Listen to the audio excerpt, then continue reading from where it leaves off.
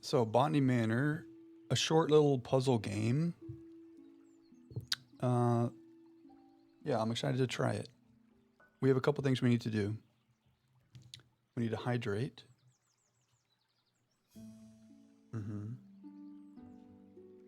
Okay. No snacks. Get cozy, okay? Get a blanket. Here's your toes, right? You take the blanket over the toes, okay? You see what's happening? You tuck the toes. Toes tucked in the blanket, okay?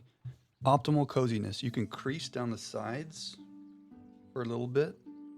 So toes tucked, blanket creased.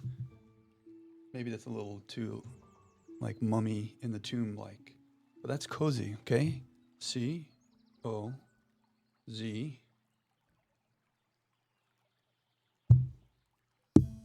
Y. Okay, cozy. Little hot tea. Maybe a little popcorn. Bipolar, you're on it. We're cozy. We're snacking. Maybe we're hydrating.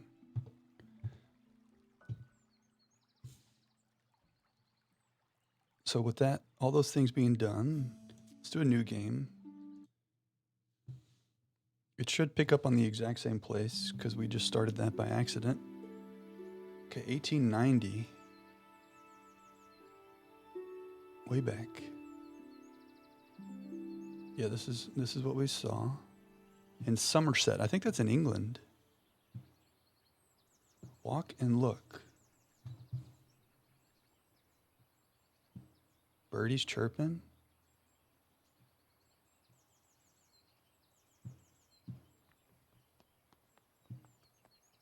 Cacti.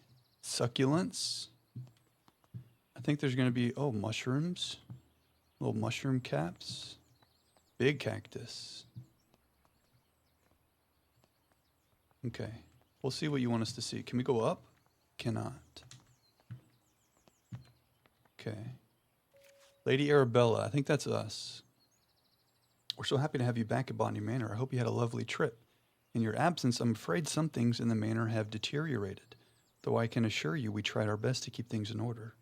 I hope it doesn't affect your research too much today. Okay, we'll deal with that. Text overlay. Oh, interesting. Maybe it's easier to see it if I do that. I hope it doesn't affect your research too much today. We can rotate this. Oh, we're going to be checking for clues, okay? Nothing here, but we'll be watching. We'll be watching. Okay. What else we got? Collect parcel. Thank you. That's us, Arabelle Green.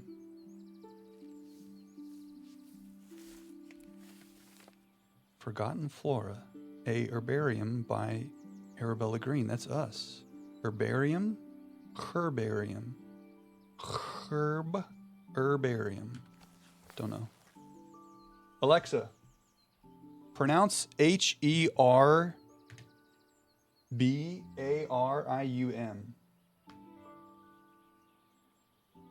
Herbarium. Alexa, stop. Need to move Alexa closer here so you can hear. Herbarium. Oh, we have an index. Well, that's a table of contents. That's more of a table of contents. That's okay. Go back to the beginning. Dear Arabella Green, that's us. Thank you once again for submitting your book proposal, Forgotten Flora. Please send this empty herbarium back to us once you have completed your research, and we'll be in touch with a potential offer. Sincerely, Mayflower Publishing House. So we need to complete the herbarium. Researched and compiled by us. Maps, Chapter 1, A Fresh Start. Chapter 2, Survivors of Adversity. Chapter 3, Peculiar Petals. Chapter 4, Botanical Allies. Chapter 5, Climbing Up. Maps. We have no maps.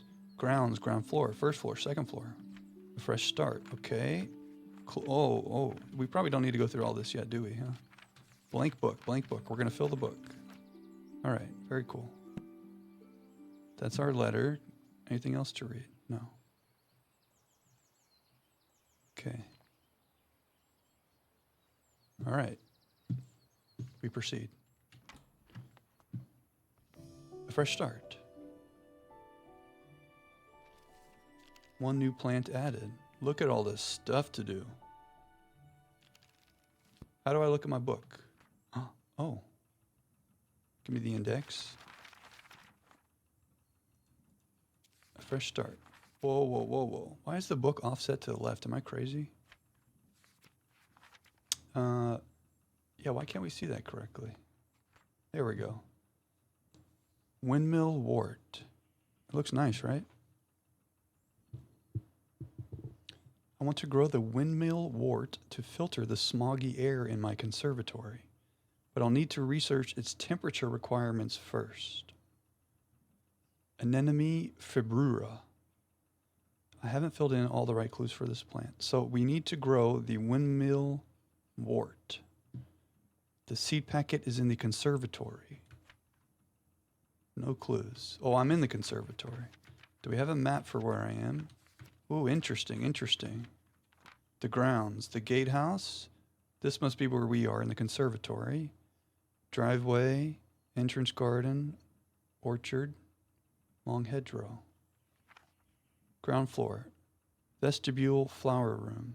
That's where we were. Now we're in the vestibule? Sure. Okay. So we need to find the seed packet for the what?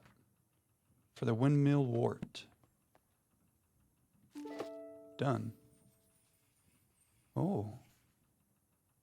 Okay, we have the seed. Okay. Now we need to research the temperature requirements. Oh, seed inventory. Okay, that's the windmill wort. Potting instructions. Place pot on saucer. Add soil to pot. Plant a seed. Water the seed. Cool. These are more pots. There's a pot on a saucer. Compost bin. Maybe that's the soil? Oh, that's the soil. Okay, we scoop the soil. We plant the seed. We water. Okay. Inspect it. Interesting. Okay. So we're trying to research the temperature settings, temperature requirements. Okay, maybe we let it grow and we see what happens. Oh, what are you? A temperature thing? 20 C? What's 20 Celsius in Fahrenheit? Well, it was 90 degrees for me yesterday, and that was 32 degrees Celsius. Is this like room temp?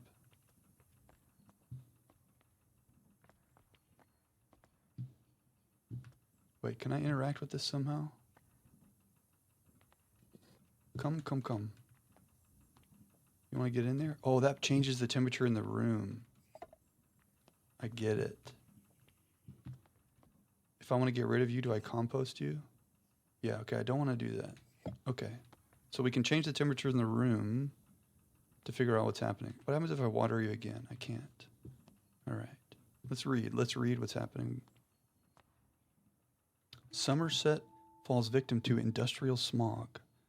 I can barely see. Horse bus drivers refuse to work in these conditions. We don't like that. Oh, a postcard from Marianne. She's somewhere with mountains and a boat. Pretty. Open herbarium. Okay. Important clues get added to the herbarium where you can assign them to plants. If you're stuck, tracking clues can help you organize and validate your research. Add a clue. Oh, we have a postcard. Is that a clue for this? Reset clue. Is this postcard a clue for our windmill wort? Maybe. She's somewhere where it's hot. Is that a volcano? Might be a clue on the postcard. Huh. Yo. Okay, good call. To Lady Arabella Green. Okay, to us. What is she saying? On my hike, I came across the windmill wort, a flower that only grows in Sicily. Some locals told me the flower has air purifying qualities, but due to its bespoke temperature requirements, the plant rarely blooms. Maybe the flower could help with the smog pollution in your conservatory. So what are the temperature requirements? Are they very hot? Are they very cold? If that's a volcano, Sicily. Good call. Thanks, Cheddar. I think we make the temperature hot. Oh, the heat vent. Okay, well, what does this do? That makes it colder. That makes it hotter. Do I open the heat vent? Okay, we're getting hotter in here. Also, let's add that clue back. Oh, maybe I should put the plant over here.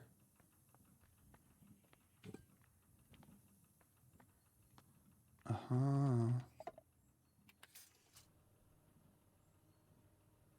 Now will you bloom?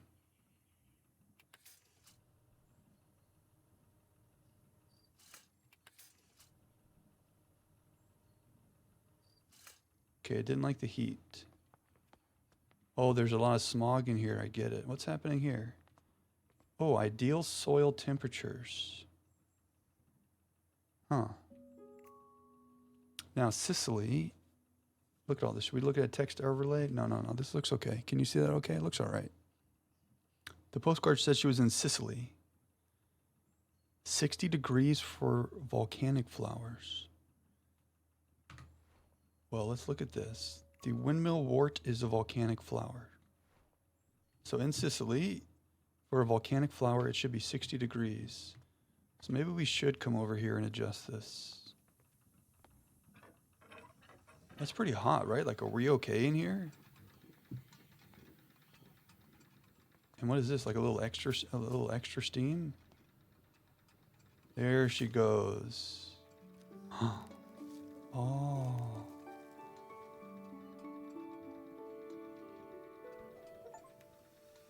And it's like a windmill. And the smog is gone. We haven't filled in all the right clues. There's more clues. The windmill wort naturally grows in volcanic soil, which is why it requires a soil temperature of 60 degrees Celsius. The bud contains air purifying qualities, so the flower can filter its environment from dense smog. Oh, let's put all the clues in there. Done.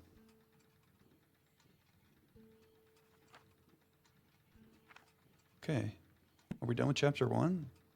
So nice in here with the smog gone.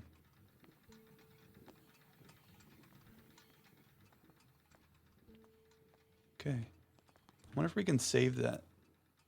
Well, we can come back and look at it if we need to. If we need to deal with other plants' temperatures. Oh, cool.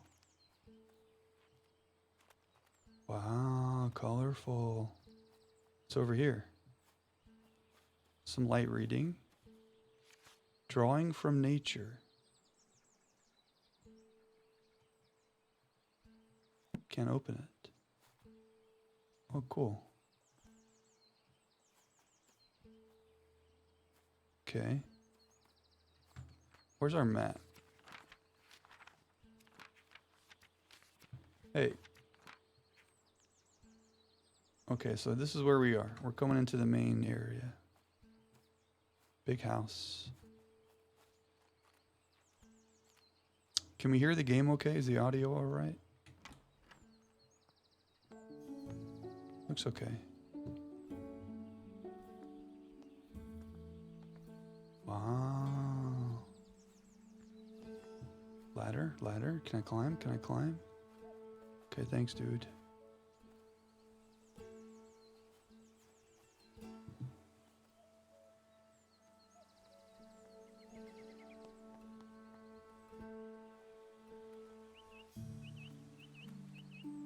Which way? We gotta go explore over here. Can I run? I can. Botany Manor, home of the Green family. That's us. Okay. Oh, look at all this. A key. Entrance garden key. Okay. Post box. That's us. I'm currently busy researching. Please leave all deliveries in the gatehouse and ring the bell. Oh, we're at the gatehouse. Where's our deliveries? No deliveries. All right. We out. We got the key. We out.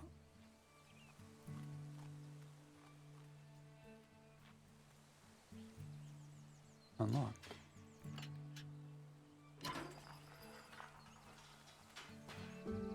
Wow.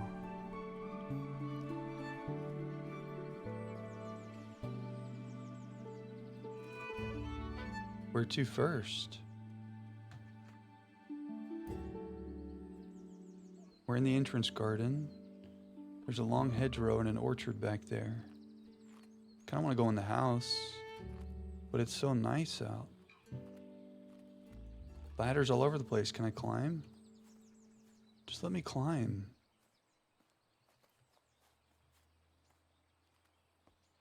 What's back here? The hedgerow. What's our chapter that we're on right now? Survivors of adversity. What would you like us to do? We're surviving. I can sit? Oh. We got an achievement for sitting. Very nice. You can sit here too. Okay.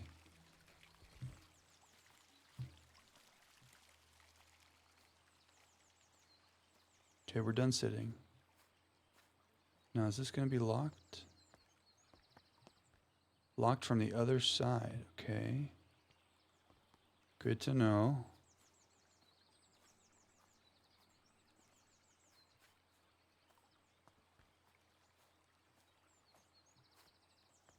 Oh. Okay. Maybe we need to go inside. But you know what we have to do before we go inside? We got to check this door. We got to check it. You never know. Oh. Orchard. Locked. We got an achievement for shaking a locked door. Okay, we're going to close the door behind us because we're good house keepers. All right, let's get in. Let's get in there. Let's get in there. Any clues down here? No. Welcome home. Okay, another planting area. We still have our windmill wart seeds here too. Duck. We got an achievement for inspecting the duck. Okay. Call that a galosh? Those galoshes? Is a galosh something else entirely? I don't know, but it's in my head. There's so many places to sit. Look at all these pots. My dearest Arabella. Maybe let's do this, because that's a little cursive. From the Hopgood household. I hope this letter finds you well as you set off for London on your important trip. The thought of you in the bustling city working on your ambitions both excites and worries me. Time has indeed passed, and yet your determination for your field remains inspiring to me. I never imagined all those years ago that we would be writing to each other in our 5th decade about such endeavors. So we're 50s. I look forward to hearing about your progress, and of course, let me know how I can be of assistance upon your return. Or sis. Thanks, Liz. Your loving sister, Elizabeth. Any clues up in here? Or just our loving sister? Just a supportive sibling. Cool.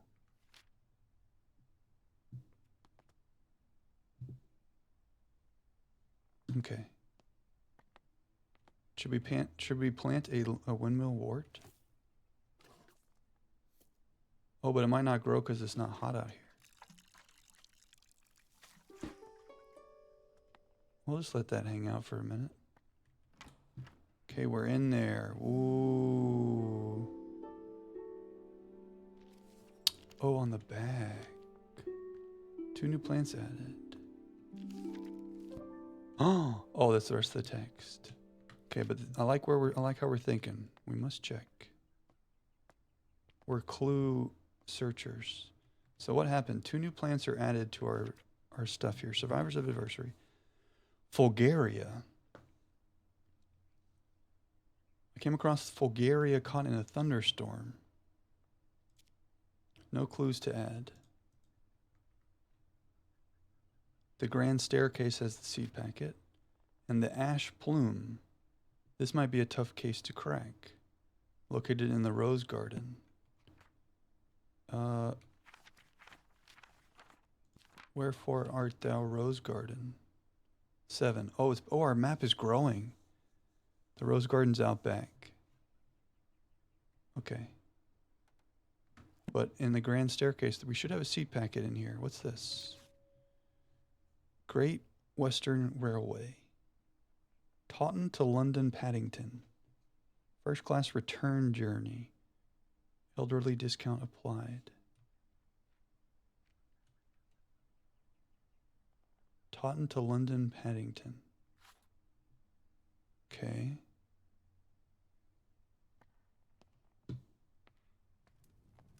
That's a weird looking tree, huh? We need to fix this. That looks big dead. What is this? Lady Arabella Green, I'm pleased to let you know that your family tree is complete. As per your request, I have altered the customary presentation, now displaying the maiden names of the ladies in your family, rather than their current names acquired through marriage. Should you require any further adjustments or have any additional inquiries, I remain at your service. Yours, Robert Hinchley, genealogist. Okay. Ooh, the family tree. A lot of clues in here. Maybe. Zoom. So where are we? Arabella, we're at the bottom. Sister Elizabeth. Dad Adelaide, or Augustus and Adelaide. Okay, we'll come back to this. All we know now is Elizabeth. Is that a clue in any way? Oh wait, oh my gosh. The ground floor has been laid out. Where's the grand staircase? 4. Okay, it's off to our right. So we'll go there next. Oh yeah, we wanted to see if this is a clue in some way. Chapter 2 clues. Oh, look at all these clues we gotta find. Well, it tells us where they are though. That's cool. A lot of places to sit. A beetle. Okay, the grand staircase is here. There should be a seed around here. Why is this flashing? Oh, the seeds flash. We have the seed. Maybe let's go place it. You go bye-bye. We plant. We seed. We wah-wah. Okay. Needs more, needs more. We need clues. Let's look at everything in here. Blurry photograph. Camera experiment. I purchased a new camera and flash lamp to document my flowers. Picture looks a little blurry though. I'll have to investigate the camera settings. Okay, well you're trying. Very dark photo. This picture is so dark, impossible to see the flowers. Can't believe how quickly I have to run out of that incredibly expensive flash powder. He's run out of flash powder. Okay. Ah, you did it. I'm very pleased with this picture. Looks like I'm getting the hang of the camera. Any hint in here? Is that what our thing looks like? No. Somebody's figured out their camera. That's all we know. What's here? Our parents. And that's Augustus and Adelaide. Right? Yeah. Now it did show... Oh, the photographs are a clue. Interesting. I wonder what they're a clue for.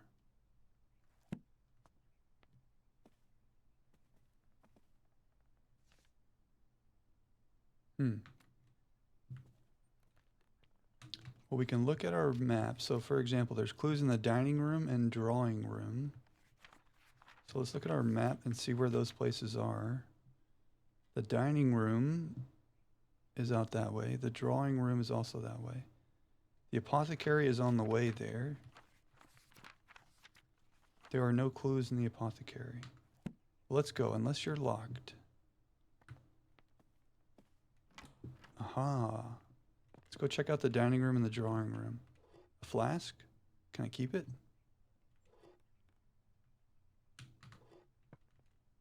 Ooh, oh, sulfur, potassium, magnesium, phosphor, sodium, titanium, zinc, barium. Chemical disposal.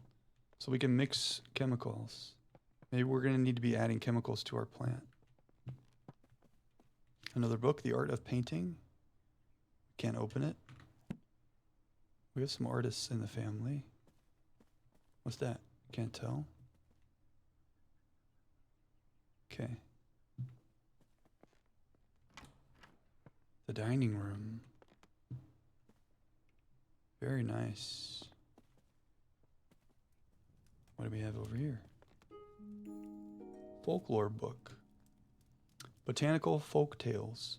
Some ancient Celtic tribes practice a coming-of-age ritual. This meant that when someone was considered old enough, it was time to prove themselves worthy of staying in the tribe. One of these rituals involved picking a flower in the woods, though not just any flower, of course. The gatherer had to find a Fulgaria, because these flowers are known to only bloom during thunderstorms. Oh, maybe there's some chemicals we can mix to make like thunderstorm air. Keeping a cool head while lightning flashes or striking left and right of you was considered to be the ultimate proof of courage. Cool. So, that is a clue. Bulgaria. Folklore book. Somehow we need to recreate thunderstorm conditions. Is there a thing like the air kind of changes when it's going to rain? I don't know. Now the drawing room. That's us and our sister, Arabella and Elizabeth. Any clues? No. Okay. The drawing room. It wants us to sit everywhere. Ooh. And there should be clues up in here. Aha, the photographs. What is that? Okay. It needs flash powder. Maybe that's what the thing is for. Did you just make a picture? It's very dark.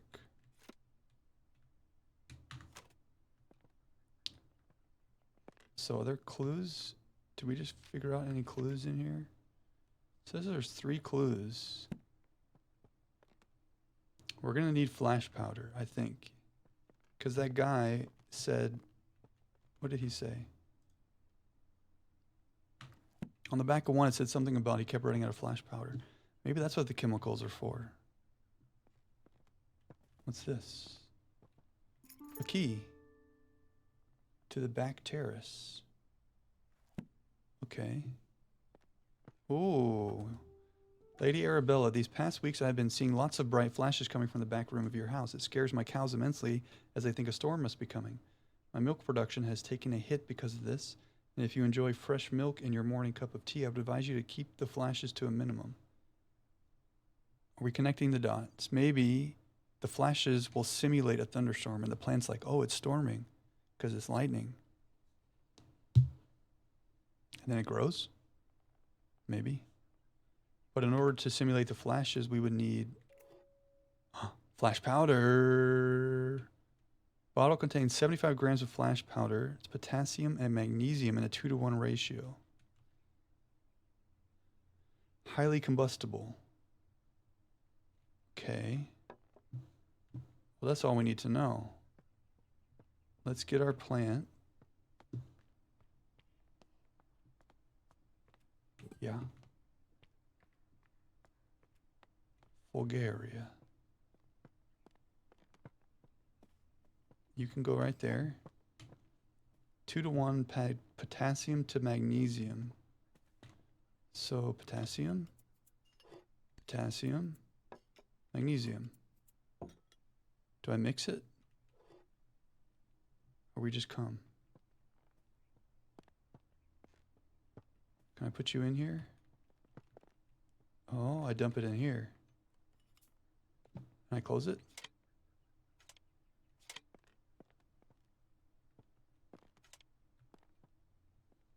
Do I close you? Let's try. Oh. Yes. Wow.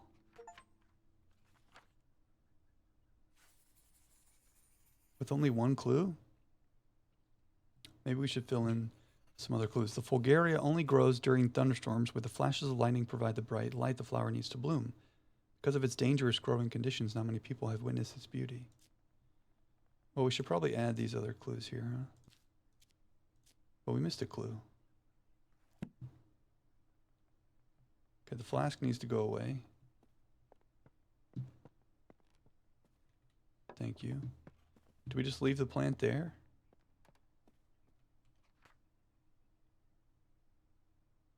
I think we're done. We haven't filled in all the right clues.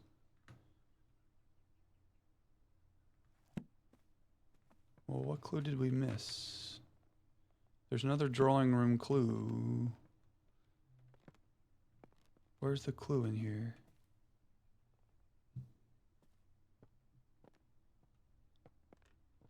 I mean, we did it.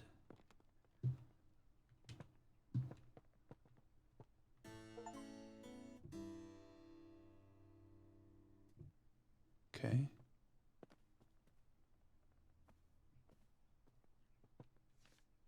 Is this a clue? No.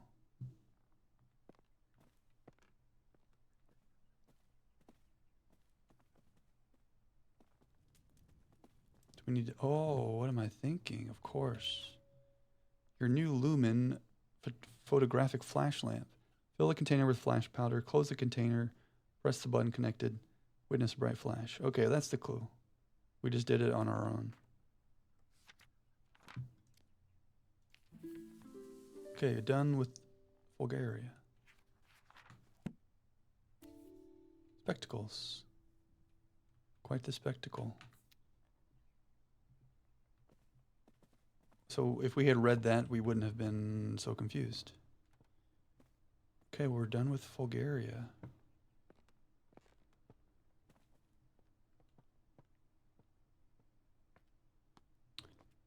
I'm going to take a quick restroom break. And RBRB, okay? Is there anyone to have the music playing? Where's our music? Maybe some fire. That's what happens when we hydrate so much. Adjusting, adjusting. Okay, we're ready. So next, we are solving the ash plume, which might be a tough case to crack. We don't know anything about it. 1, 2, 3, 4, 5, 6, 7 clues. And there's 1, 2, 3, 4, 5, 6, 7 clues left. The kitchen garden, the rose garden, the screen's passage, the servants' hall. We have a key to the back terrace. Let's look at our maps. We went over here, so now we're going to go to the screen's passage, the kitchen, the servants' hall, the kitchen garden. Didn't say anything about the smokery or the pantry. So let's just go start exploring out here. I hope we can, like, restore this. Doesn't that look like a dead tree? Okay, the Dartmoor.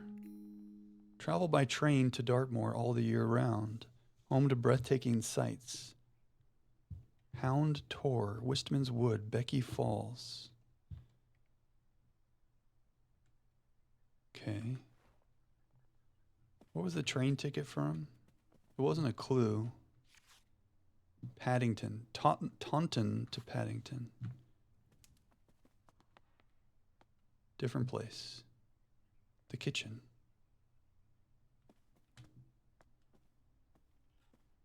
The back terrace, which we have a key for.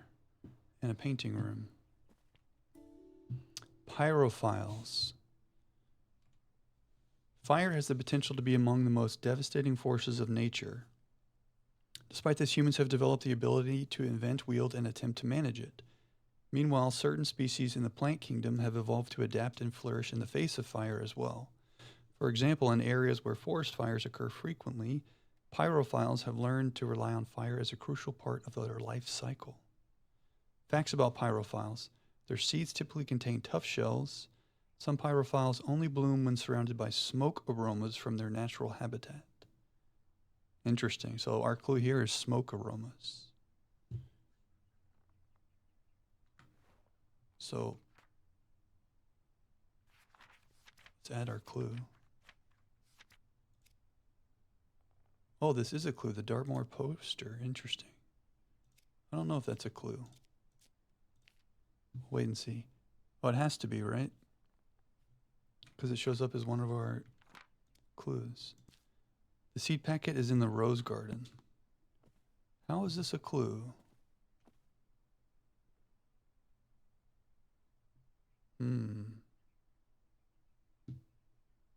We'll come back. And where is the rose garden? Because that's where our seed is. Ooh, it's back behind. Okay, so we will need to go to the back terrace to get around there. Painting room is locked. Let's see in the kitchen what's happening. Don't be locked. You're locked. Is that locked? Hello? Okay, we do have to go to the back terrace. All right, we'll make it to the kitchen later.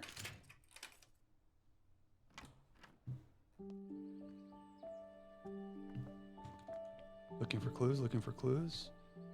Locked from the other side. Wow.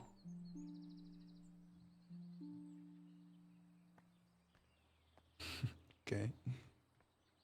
Back terrace. Dude, I want to hang out here. Ooh, this is where we plant. Okay. Some tea. A little sandwich.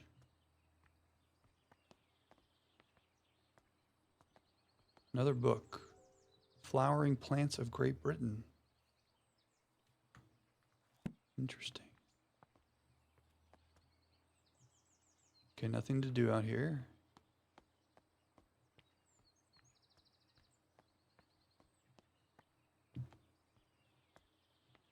I see a seed packet. Shiny. Okay. We have the ash plume seed packet. Seed log, a summary of some seeds I've gathered this year and the location I found them at. The ash plume was found in Wistman's Wood. Oh, that's our clue. That poster, the Dartmoor train poster, said Wistman's Wood was one of the stops. Don't know how that relates yet, though. The poppy and cheddar gorge, the cow parsley and Blackdown hills, the buttercups and Steert marshes, the wood anemone and Holford combe, the wild thyme and Colebone wood, the foxglove and Ford Abbey. Okay. Clue? Yeah. Wistman Wood is where the seed came from.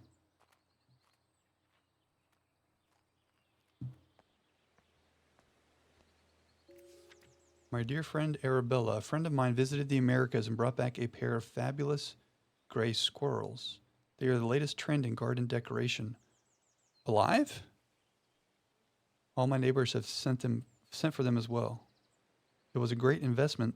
The two squirrels have now started a big family, and my garden is full of the darling little critters. One thing I did notice is that I haven't seen a red squirrel in my garden for some time now. How odd. You must visit soon and see the squirrels for yourself. Grace. Is that a clue? No. I wonder if Grace is in that family tree. And who is this? Oh, this is us. Whatever. Grace, so maybe we need to know about the squirrels? When gray squirrels come, the red squirrels go away. Everything's locked. Gray squirrels are territorial. Is that what it's telling us? Everything's locked. In our own house. Okay. A kitchen key. Ah. Hazel Patterson kitchen notes. Thursday, Jimmy broke another mortar. That boy really needs to learn how to grind spices without breaking down my kitchen. Well, maybe we can make smoke out of a spice grinder. Lady Arabella may not be best pleased with me asking for a new one. The last mortar took years to be sorted. She is so scatterbrained, always off on her fancy research trip. Okay. So what's our clue? We needed a new mortar? Is that a clue? Nope. It's planting the seed in our heads of using a mortar. I'm sorry for that. Okay, well now we have a kitchen key. We might as well plant our guy.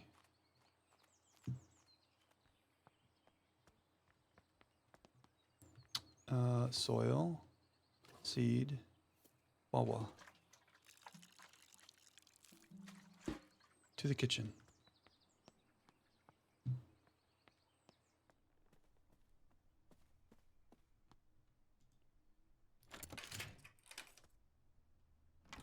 Ooh. Cool kitchen. Let's go in the pantry first. Start in the corner. What's this? Mysterious symbol. It's like a sheep with the... It looks like the English flag.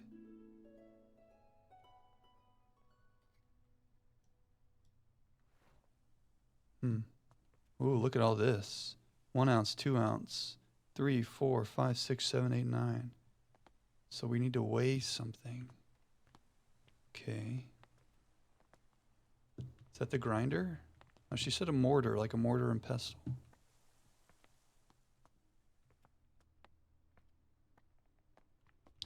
Hazel's priceless recipes for the home farm workshop in every department of human endeavor. Roasted chestnuts. A simple recipe perfect to warm those cold winter nights. You can use any edible chestnuts. They are easily foraged. The main difficulty with chestnuts is that they have a tough shell, but luckily they're easy to crack open with the help of fire. Simply place the nuts in a pan above the fire and wait until you hear a pop. This means your chestnuts are nicely roasted and ready to eat. Chestnuts roasting on an open fire? Okay, well, how do chestnuts relate to our thing? Religious blessing. Blessed is this kitchen by grace and holy light. May all those who enter find comfort and respite. Blessed is the health with laughter and with cheer. May the love shared here be held forever dear. To those who serve the Lord, who seek their sanctuary, remember the year of construction, for this, friends, is the key. Sanctuary key. Gifted by Nicholas Owen. What a nice poem. Is it a clue? No. Just a nice thing. Okay. Chestnut roasting. Might happen here. Sit. Kindling. And a note. Dear lady, we received your letter applying to study botany at our College of Natural Sciences along with your enclosed drawings. We do not at present and have never admitted women to study at the college. Whack. Botany is a serious science conducted in laboratories and lecture halls. By all means, continue to pursue your hobby, tending to your garden and domestic space where it may be appreciated. Yo, this is dog shit. Positions at the college are reserved for serious scholars whose studies will go on to be well utilized in a career in botanical experimentation. Every sentence is an insult. Therefore, with all politeness, we do not offer these valuable positions to amateurs. Another insult that should otherwise be taken up by genuine academics. Dude. Our mortar. It's broken. Can we write them a letter back? Time for some hate mail. What is this? The University College London? Dude, history was whack. Oh, Dartmoor. Society of Historians, Southwest Group. Monthly lecture open to all society members. The history of Dartmoor. Given by a resident natural history professor. The professor will present how the moor was once covered in majestic forest and woods, how early settlers came to the area and cleared most of the trees for pasture using fire as their method of choice. It promises to be a fascinating story of how the moorland we know and love today came into existence. Okay.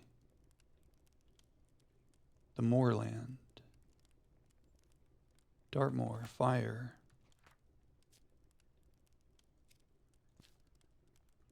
Okay. How do we fix this? That is the question. Can we go in here? Romantic card to someone special. Dearest Hazel, I picked you some roses from the garden to cheer you up. When you're done with your work in the kitchen, would you like to meet me for a cup of tea in the back garden? The pond is lovely this time of year. Warm regards, Mr. Bennett. That's sweet. The ancient oaks stand tall in Wistman's Wood. Oh, that's where she said the seed was from. Wistman's Wood, also in Dartmoor. Covered in moss, they withstood the test of time, though none can tell the sorrows that did befell those trees in Wistman's Wood. Maybe because there was a fire? Another duck. Will we get an achievement for looking at all the ducks? Because you know we need that. So we have some clues happening. The poem is a clue. Oh, wait. Is this a poem? No, this is the poem. The sorrows befell because of fire. I think we're learning that we're going to need some fire. Wait a second. A tough case to crack, a tough nut to crack, like the chestnut. So maybe we need to put the seed on the fire. Doesn't look like I can interact with this, though. Oh, here. Let's get our last clue, but I think we want to do that. A clue in the kitchen garden. Let's go look in the kitchen garden real quick. I think we're going to put the plant on that fire. Logs. Ooh, interesting. We have to make it with a certain type of log. Smokery. Oh, the logs are for the smokery. Home smoking and curing. Using the home smokery. The type of wood to use in your smokery is of great importance, though which one to pick depends entirely on your personal tastes and preferences. Burning wood from different types of tree produces different smoke aromas. This is due to the different chemical compositions in each type of smoke and has a great impact on the flavor of your smoked food. In summary, choose your logs with care. Okay.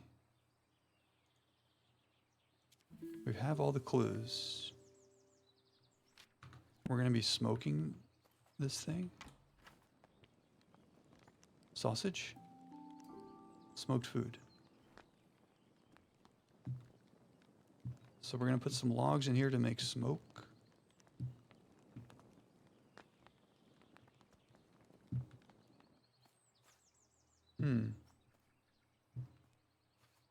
Well, what type of wood would have been in Wistman's Wood? Oak, maple, cherry, or birch?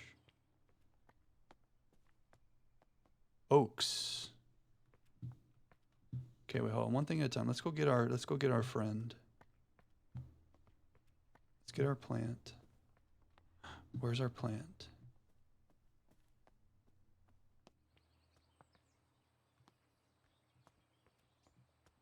Come.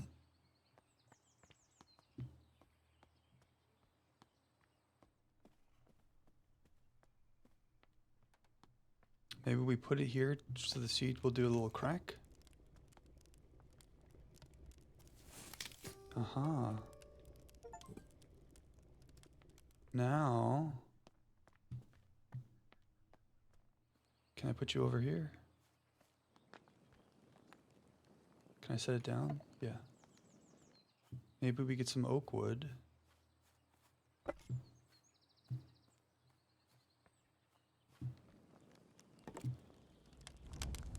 And some privacy. Can I shut you? Hey. Okay. Maybe you go down here. You go right there. Will the oak wood smoke do anything? We need more.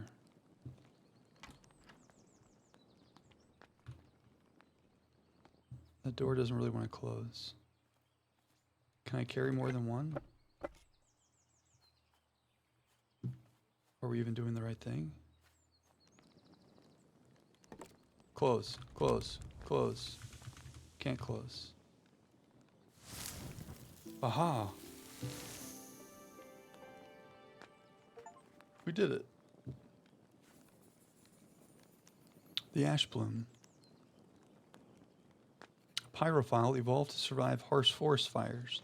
Its seed cracks open with extreme heat, and afterwards the oak smoke from its habitat indicates it's safe to bloom. Beautiful.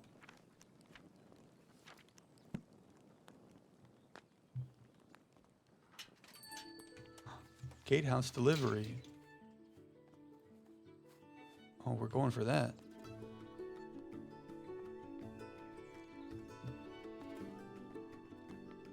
We're going.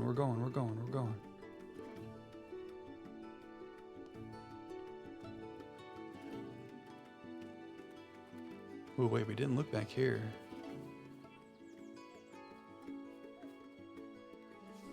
My dear friend, good luck on your trip. Jay would have loved to join you like in our younger days, but your tales about the trip will suffice when we next meet. I will never forget the Maria Jackson passage you once highlighted to me.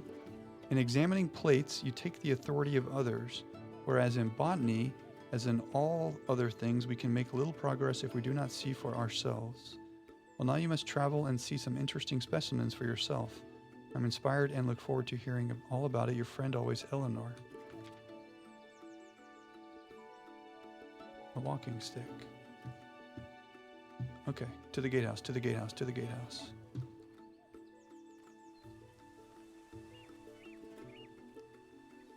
Amazon delivers all the way out here.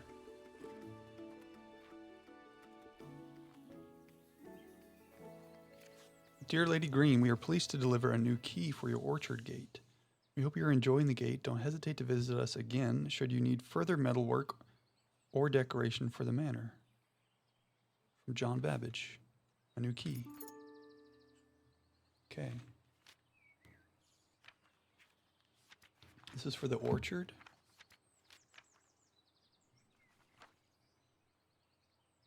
Aha, that way. I think we explored everything to be explored inside. So we go to the orchard.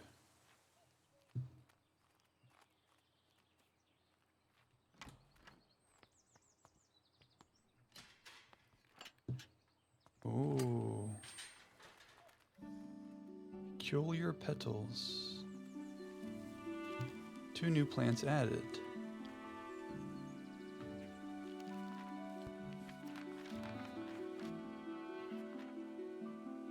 Oxalis phasma, a pixie tear, closely associated with orchards. And the wolf glove. Campanula melodia. Small flower has long tubular petals. That's in the orangery. This is in the orchard. So seed packet should be here. Apple trees. Dear niece, I have gathered a selection of my cherished toys and books, among them my beloved Piggy. I highly recommend the nursery rhymes. They are charming as well as educational, though I'll take no offense should they put your little one straight to sleep. With all my affections, Auntie Arabella. She's got our name. That's a clue. Piggy. Is that a clue? No. Just a nice ant. Oh, the nursery rhyme, the wolf glove. High on the mountaintop, so steep, grows a flower that's hard to keep. Its petals, delicate and bright, whistling in the wind with all their might. The mountaineers who climb up high listen for the whistle as they try to find their way amidst the snow and reach the summit, cheeks aglow. With every step they hear it loud, the wolf gloves howl, clear and proud, guiding them through paths unknown to reach the summit and call it home. So the wolf glove is up in the mountains, and it's delicate. And when the wind blows in it, it whistles. So we have a clue for the wolf glove. Cool. Seed packet? I saw a flash. Ooh. The pixie tears. Okay. Notes on soil additives. Sometimes I need to add extra nutrition to the soil. I found the following amounts to work best with my different pots. So depending on the pot, oh yeah, there were those weights in the kitchen. We might have to use those. So depending on the pot size, you need a different weight of soil. Clue? Pot notes. Well, let's see.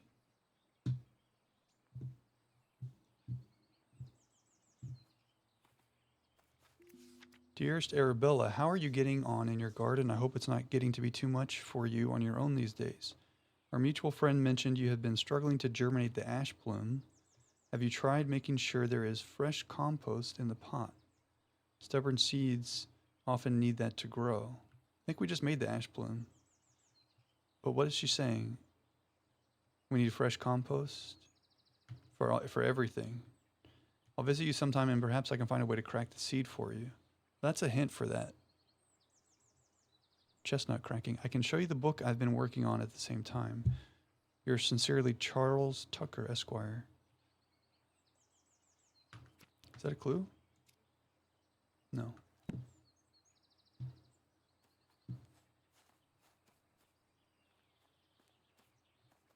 So this pot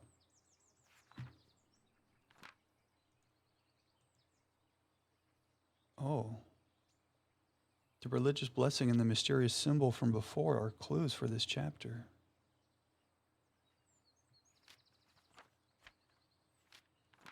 Interesting. This looks like the same pot.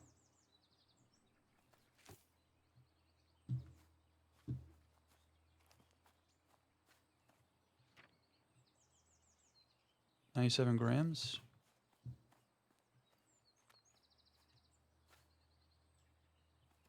I don't know.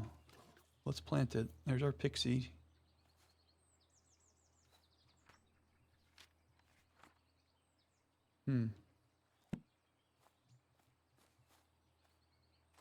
What's this way?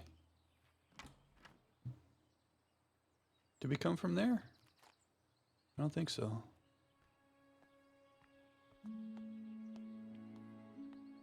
Another book, The Heritage Orchard, Preservation of Endangered Apple Varieties.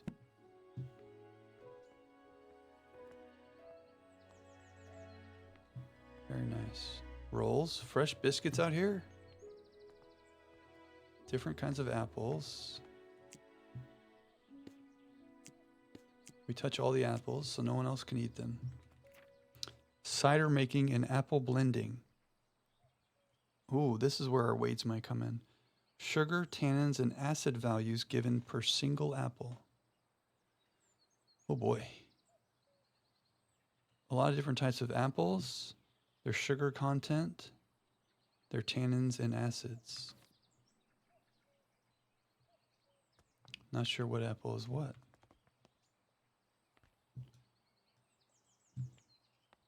More apples. Ah, here we go. So these are some different apples. Okay. Do we know how that helps us?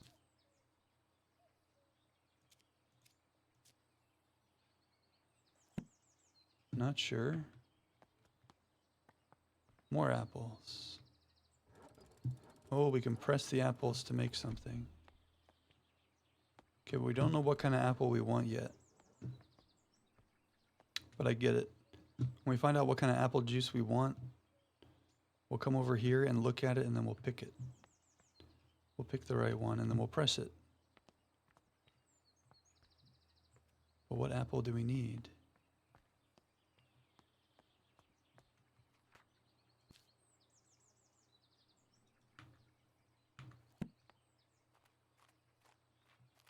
To be determined.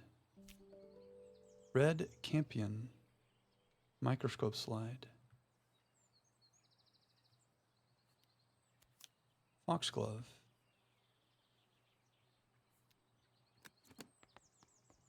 Oh, wow. Primrose. Spring dance shrub. Hyacinth. Pixie tears. Ooh, bluebell. Cradle fern. Pixie tears, that's ours. Tincture of iodine. Perfect for preparing microsoap slides. In the world of plants, the sun is the ultimate source of energy. Chloroplasts, small organelles inside the cells of a plant, are responsible for capturing the light from the sun and converting it into sugar through photosynthesis. However, not all plants have chloroplasts. Some plants rely on organic matter for their energy and do not photosynthesize.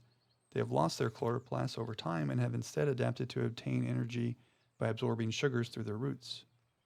Apple sugar. It is therefore recommended to add a certain amount of sugar to the soil when cultivating these particular plants. So we're going to add sugar to the pixie tears, but we don't know which type yet. Where's the pixie dust? Do we just count inside? Oh, it's showing you that there's no chloroplasts, whereas these have chloroplasts, so we need to add sugar. But it doesn't tell us how much to add. There's one more clue. Is it the pot notes? Yeah. Interesting. So how much sugar does it need? The orchard mosaic. Oops. Is that a clue?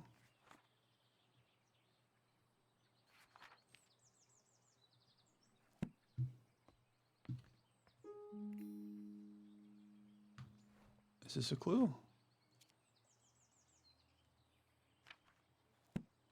History of England. Illustrated History of England for Scholars, Advanced Classes, and the Discerning Reader by A.N.E. Strickland. Priest holes. Back in the Middle Ages, during the reign of Queen Elizabeth, all Catholics were persecuted by law. Therefore, some households built secret rooms in case they needed to hide a priest that was visiting their family home. Many of these so-called priest holes were designed and built by Nicholas Owen. Only the owner of the house and Nicholas himself knew about the location. Because of this, it is thought that there may be undiscovered priest holes throughout England to this day. Okay. There's a hidey hole somewhere in the house. Thank you for inviting me to Botany Manor last Monday. As a historian, I found it wonderful to see an authentic medieval manor, especially one as beautiful as yours. I apologize again for not being able to locate the priest hole in your house, although I am convinced it exists and we will find it one day. It won't be easy. They tend to be hidden well and sometimes require elaborate mechanisms to be opened. Is that a challenge? Professor Pennyworth. Okay, there's a priest hole somewhere. Now, how do we know how much sugar to add? Is that what this is about? Ooh, we want 97 grams of sugar. I misunderstood. Not 97 grams of soil. This pot needs 97 grams. Okay, we're off to the races now. You come.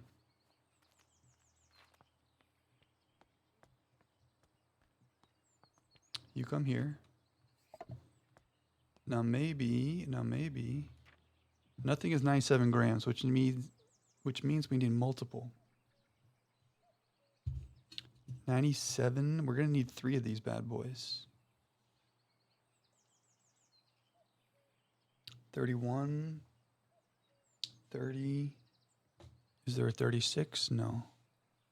40 and 26 is 66, and 31 is 97. Is that right? Yeah. So a knobby russet, a dabinet, and a brown snout. What's the knobby russet? Well, it's all knobby. Okay. A dabinet, a dabinet. Looks like that. Yeah. And what was the other one?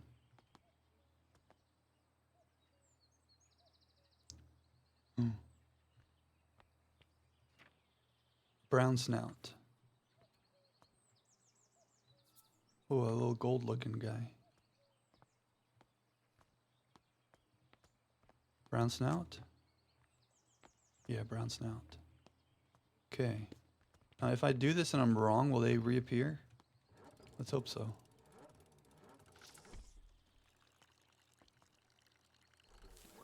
Huh. Oops. And they're back. Okay. So what did we do wrong?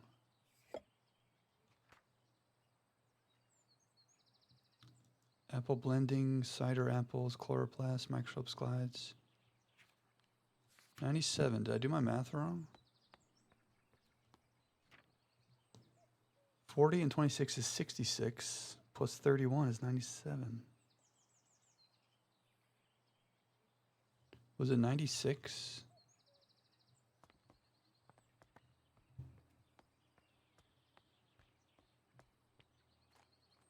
Well, maybe the type matters too. Because some are acidic. It is 97.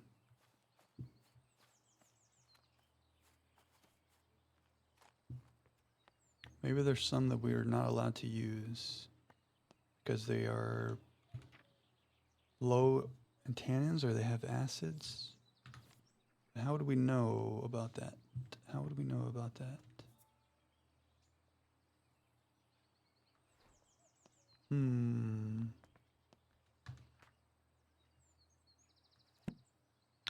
Maybe the book tells us about it a little more.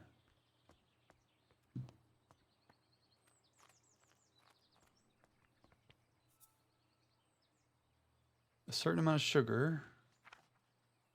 Okay, yeah, it doesn't really say.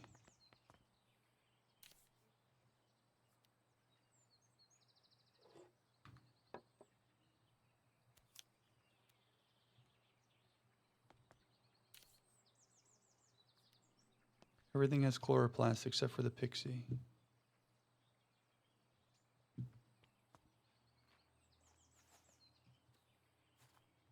This is our pot, right?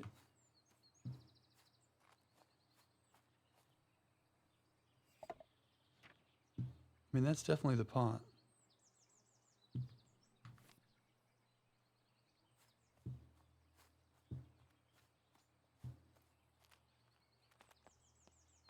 Let's read about the apples one more time.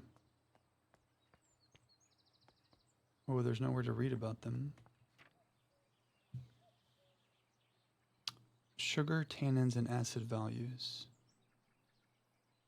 So the ones I picked all had low acids. Does that matter? Should I try some other combination? Maybe they all need to match?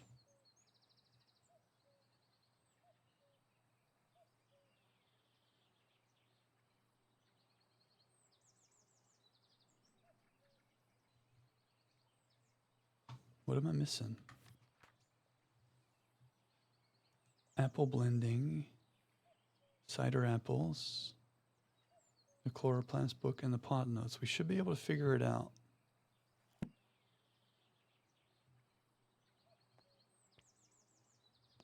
So what are we missing?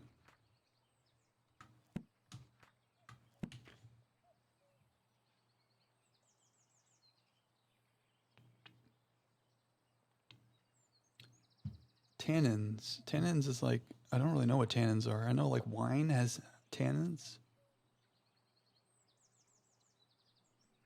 Is there any way to add up and also have things match?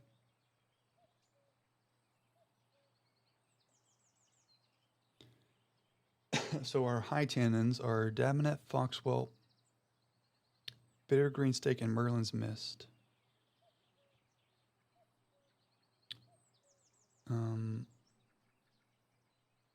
60, 70, 81, 91. So even using all four of those don't work. Medium tannins, 31, 30, 35, 22. We can't add those up to get 97. Low tannins, 34, 21, 55, and 25 is what, 90, 80, plus 40. Hmm.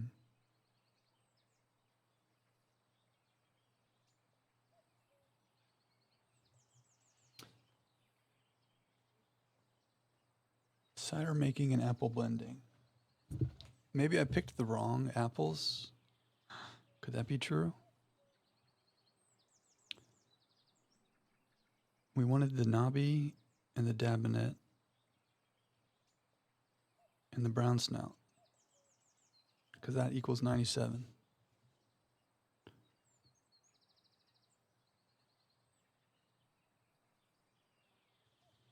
What's another way to get 97?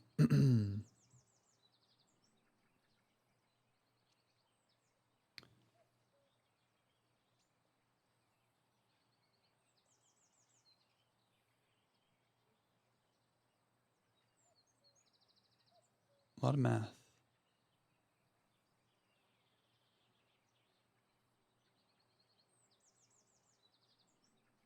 What about 27 and 26?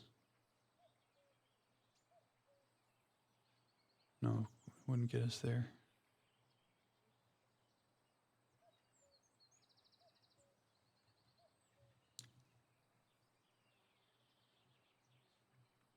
Should I try this one more time, make sure I did it right? The knobby russet, the dabinet, and the brown snout.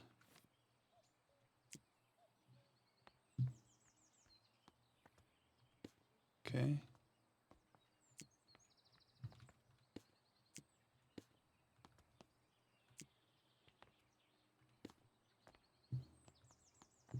The knobby russet, the dabinet, and the brown snout.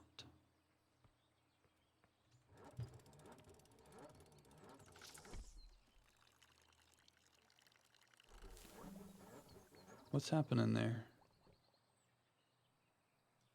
Too acidic? These things are low, all of those are low in acids. What does that mean? Does it need to be acidic? Medium acidic, 30 and 21, 51. Oh, maybe we can do 4. 25 and 35 is 60. And 34 is 94. Oh my gosh, I need a calculator out here.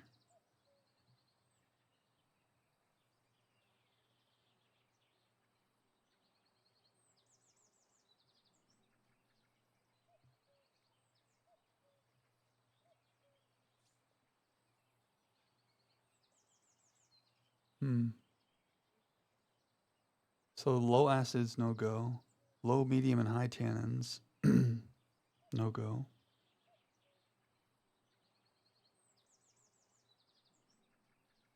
Foxschwalb's only 15. So we could get to 82 with other things. There's also is high, that's Merlin's Mist. So from that, we'd only need to get to 55. If we did the Foxwhelp and the Merlin's Mist.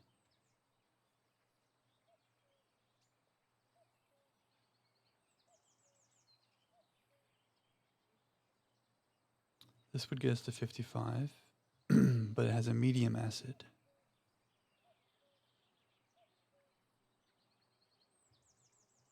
Are we missing some kind of clue about the tannins and the acids somewhere?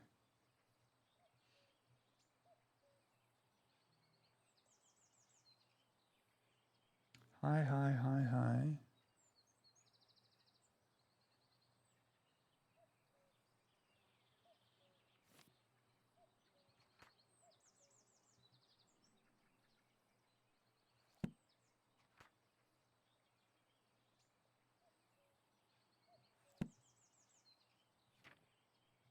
Okay, let's try that. The Foxwhelp and Merlin's Mist.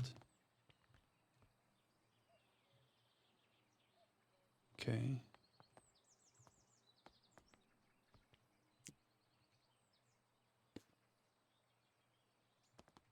Well, that is the Foxwhelp. Is it? Yeah.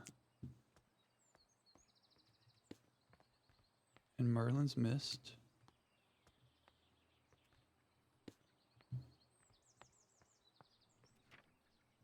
And then we wanted these two. Oh no, these two. The pine and the cat's head. Is there a better way to get to 35 that uses high acids? 34 and 21? Well, that doesn't fit.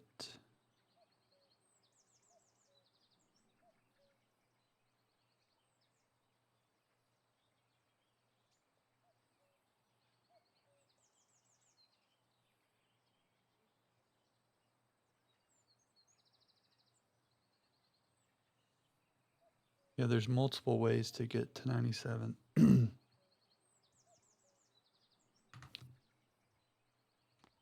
don't know what the right way is. The two things we have down are high and high.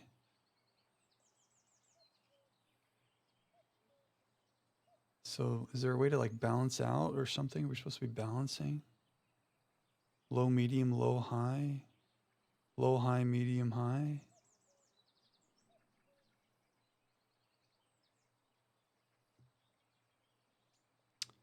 Oh, wait. Oh, no.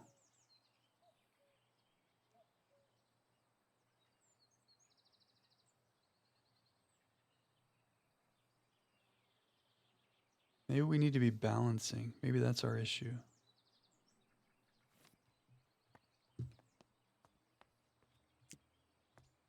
We're not balancing.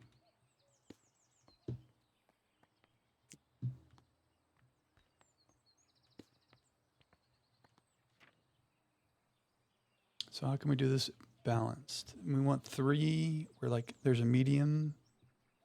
Everything needs to average to medium, maybe. So what we did before was low, low, high, low, and medium, low. So nothing balanced out. So is there a way to get a high, a medium, and a low from both columns? Cat's head is medium, medium, and that's 30. So can we make 67 with some a low, low, and a high, high? Is there a 27? Oh, we can. The Knobby Russet is low, low, and the Merlin's Mist is high, high. That's 67, and the cat's head is medium, medium. Let's try that. The Knobby Russet, Merlin's Mist, and cat's head. Where'd a cat's head? Oh, that little green thing. Okay, so this should be a perfectly balanced cider. Please.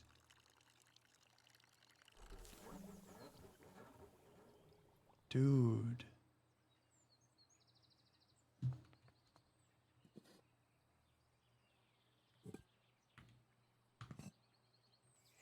This is a curious little booger. Did I do that math right? 40, 27 is 67, and 30 is 97. Low, low, medium, medium, high, high. Perfectly balanced.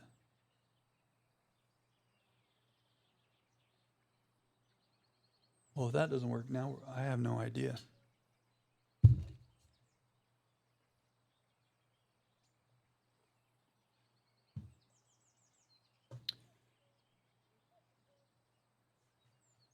What do we not understand about the tannins and the acids?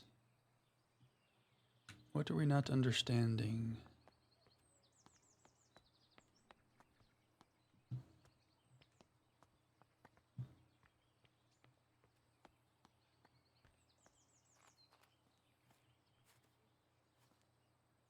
Are there any other pots I can use? No, they're all the same pot. Oh, we did read something about the soil being bad.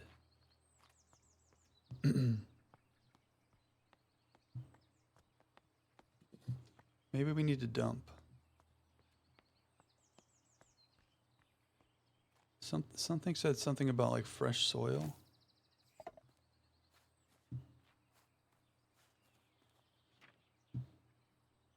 Extra nutrition. I feel like I read that somewhere. Have you tried making sure there's fresh compost? Okay. So maybe it was polluted by our attempts.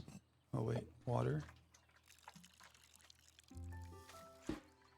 Oh my god, did I just never water it the first time?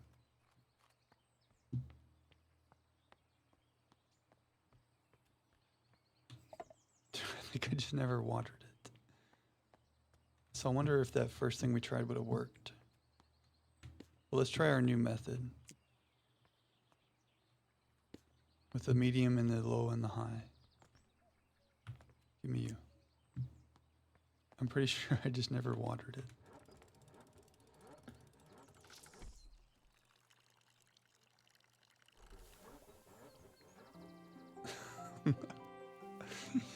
Okay. Oh, butterfly. Well, maybe it was the fresh compost that needed to happen.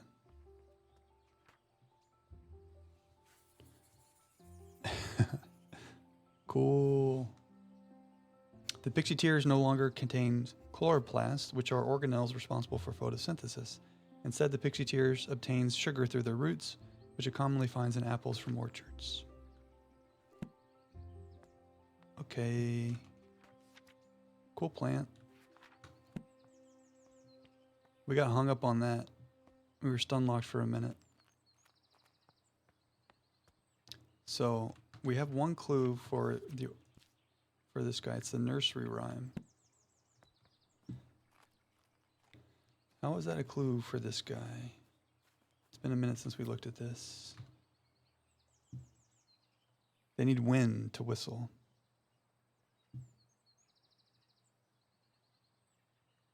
They need wind to whistle. Old tower, orangery, orchard, painting room. Let's go this way. Oh, this goes back into the house. We didn't see this. Lady Arabella, I have received your request for repairs to the roof of your garden tower. Alas, I must confess that I am not the man to undertake this task. It may have escaped your notice that the tower in your orchard is known to locals as the Turbulent Tower. It is believed that a poltergeist dwells within its walls. Legend says that the spirit is evil and brings ferocious winds upon anyone who dares enter the tower.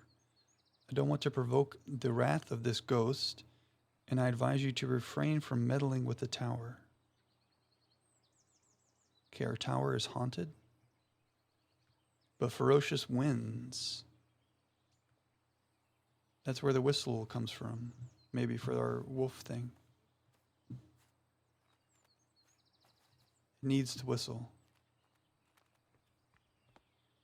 There's the tower. So maybe we'll take the plant into the tower. Is there a plant over here? Tower wind research. Oh, depending on what windows are open, we get a wind speed of 35 feet per second, or 50, or 45, or 20, or 40, or 25. Somehow my anemone broke. I hope there isn't a poltergeist in the tower after all. So we need to find out how much wind our friend needs.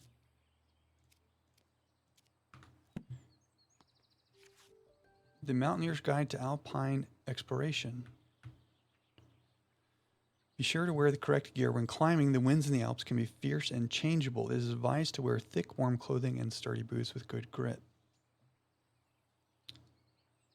So these are different types of mountains and their wind speeds. So what mountain does our wolf guy grow on? Maybe the nursery rhyme said it? But we'll see if we can find out in here. But I need to run to the restroom first very quickly. We got a hoodie. Went from being hot to being chilly. Temperature control, just like plants. Jack has very specific temperature requirements. Okay, so what mountain does our wolf glove come from?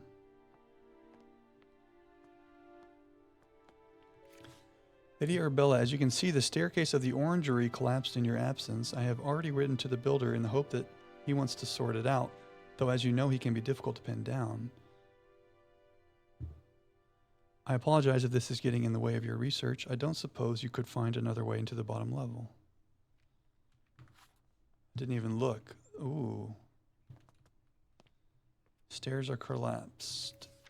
Dearest Arabella, we made it to the Alps. We are so sad that you couldn't join us this time, but we understand you are busy creating your herbarium. Yesterday we were lost on a hike until suddenly we heard a strange whistling tune. We followed the sound, and soon enough we discovered it was coming from a tiny flower. If only you had been there to tell us what kind of flower it was. Your loving friend, always, Natty. So they were in the Alps. To Arabella Green, Botany Manor, Somerset. From Natty Golding. Oh, that's just the stamp. Anything particular about this? There's a goat. Is that a clue? Envelope with stamp is a clue. Interesting. Why is that a clue? Because of this? Is that a Matterhorn? Is that what that's supposed to say? The Matterhorn is in the Alps.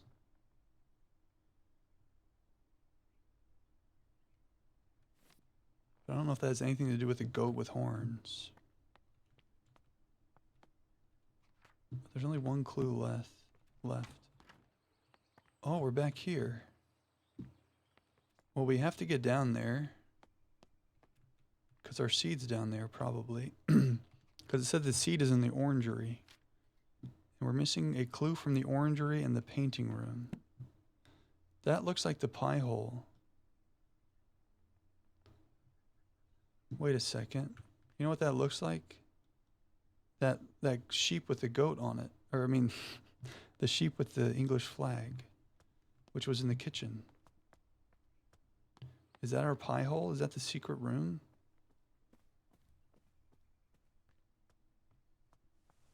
Here.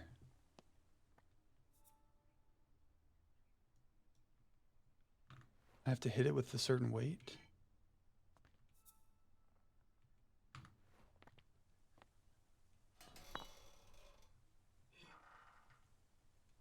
Can I smack it?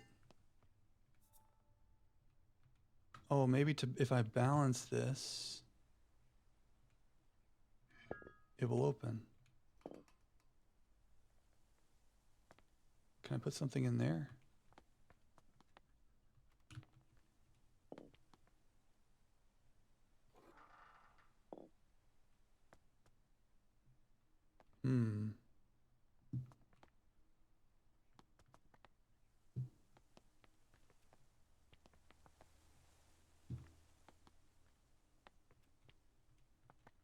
Well, even putting the lightest thing here doesn't do any good because it's already heavier. What's in that?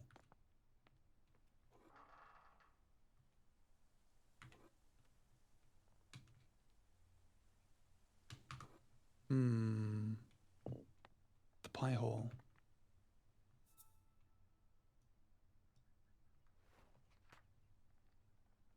Where's the painting room?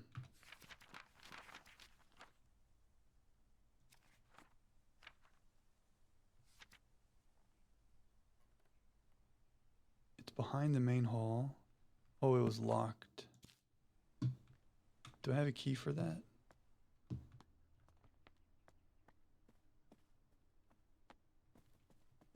Still locked. We didn't look in the tower. Might be a good idea to do that.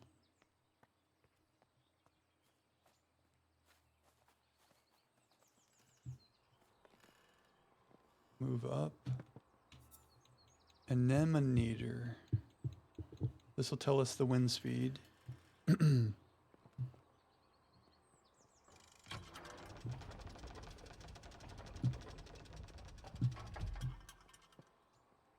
One. Move up, move down. Okay, there's no clues here.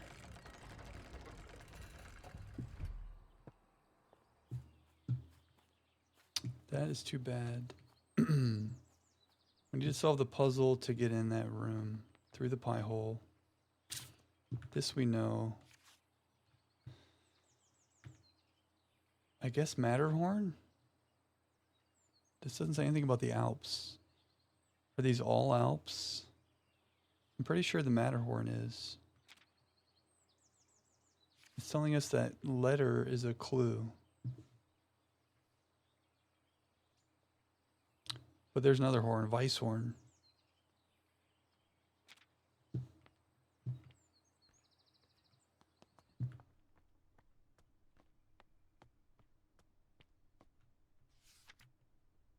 We made it to the Alps.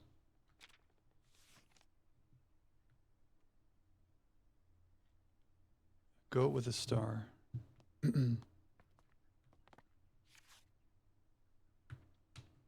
Oh my gosh, there's a key right here that I haven't been noticing. Okay, that's why we came back. There was a key, there was a key. The painting room. Very nice room. The manor floor plan.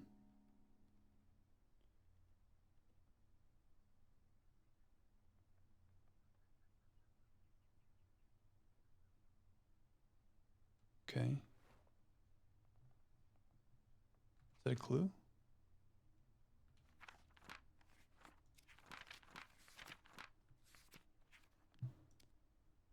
No. Meadow Orchard Research Team 1862. Professors John Montague, Anne Montague, Robert Brown, and me, Arabella Green. Okay.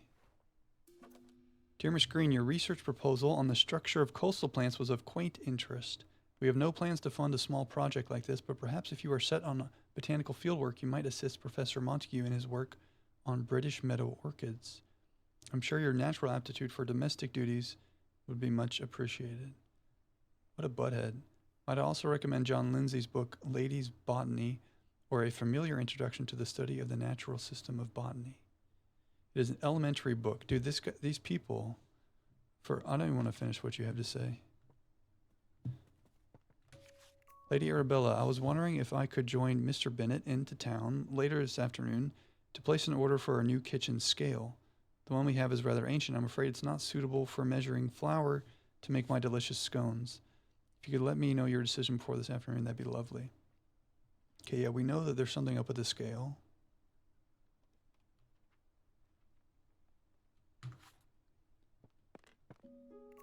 Symbology, a study wherein the discerning reader will find a history of the use of religious folkloric symbols throughout the art of the world. Oh, look, Catholicism, that's our, you can't see my mouse. The Agnus Dei on the top right, that's the signal, the symbol of the thing on the pie hole.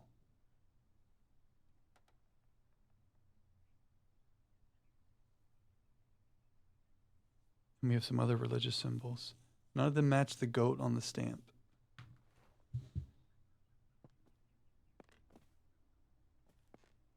Okay, another book. Flower painting and watercolor. Oh, this looks like a painting of our... Oh, I don't know, actually. The ash plume?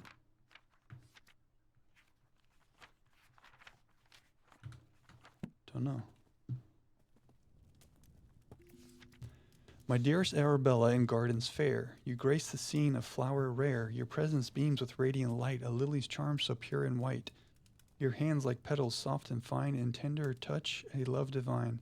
And in your eyes a brilliance glows, as daisies fair in spring's repose.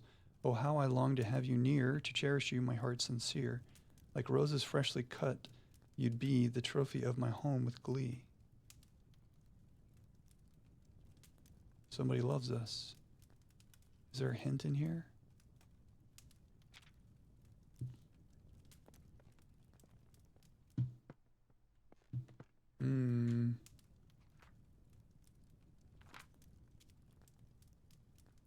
We have to get into the orangery. The symbol is a Catholic symbol? How does that help us? Maybe this is trying to guide us over to that goat, and we have to figure out how to make it work.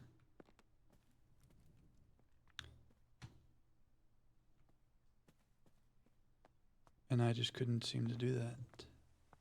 Okay, the scale reset. Oh, no, it didn't. It's still low.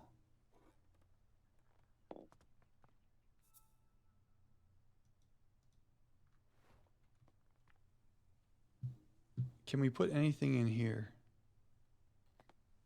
That is the question. She talked about measuring flour.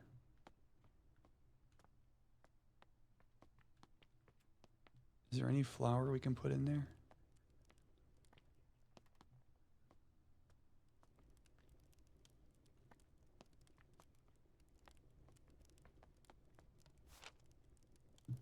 Oh, we know about all that. Kindling. We know about all that.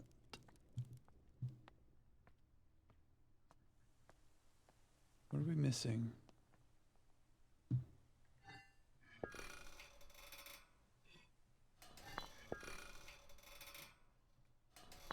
Am I overthinking this? We just need to put all the heavy stuff on it. There's a certain weight. Maybe a certain date. I'm trying to balance it. Maybe, wait, what's the year? The year's like 1862 was the year in that photograph.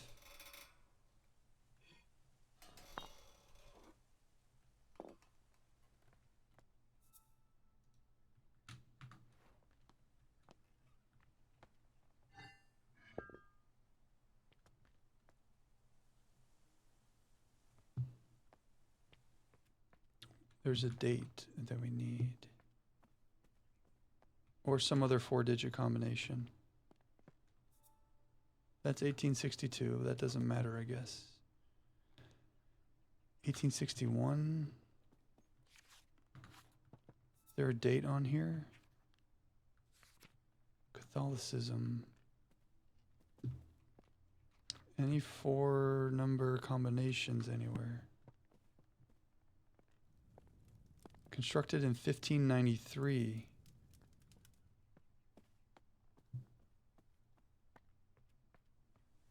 Could it be?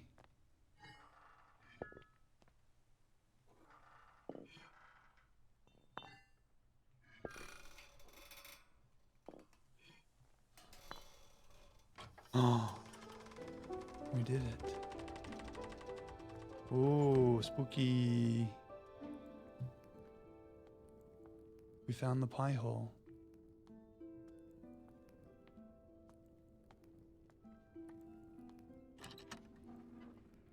Ooh. My Lord Grain. Let's read this. Thou hast ventured mightily in granting me refuge within these walls, and for such favor I remain eternally indebted to thee. The cunning of Little John and his establishment of this sanctuary doth inspire awe. A saint he is to our brethren and sisters who have sought refuge from the harsh rule of Queen Elizabeth and King James. Pray extend my gratitude unto thy cook for the sustenance provided. A welcome respite from the brother Michael's oft-repeated fare of leeks and potatoes. With the most earnest of thanks I entreat that this missive shall not mark our final communion, and that our faith may endure unbroken. Yours with devotion, R. Blunt. Somebody was living back here. Poor guy. Another duck. At least the sheets remain folded all these years. Okay. The orangery? Yes. What's this? Souvenir coined. Mount Blanc. Will one of these match the stamp? I mean, there's a goat here. So Mount Ventoux might be the clue. What's this? 30th of July, 1862. Today marks the beginning of an intriguing adventure as I join Professor John Montague, his wife Anne Montague, and fellow botanist Robert Brown on our field trip to study British meadow orchids. Everyone's enthusiasm for the subject is infectious. So those are the people that were in that picture we saw. Today, Professor Montague gathered all of us to examine a southern marsh orchid, though upon arrival I noticed it had a much more hooded appearance and could be a new species entirely. When I pointed this out, Professor Montague laughed and explained he was simply testing us. No. Professor Montague didn't know, and Arabelle knew. And so he laughed and said, I'm testing you. And all these dickheads are writing her letters like you're not smart enough.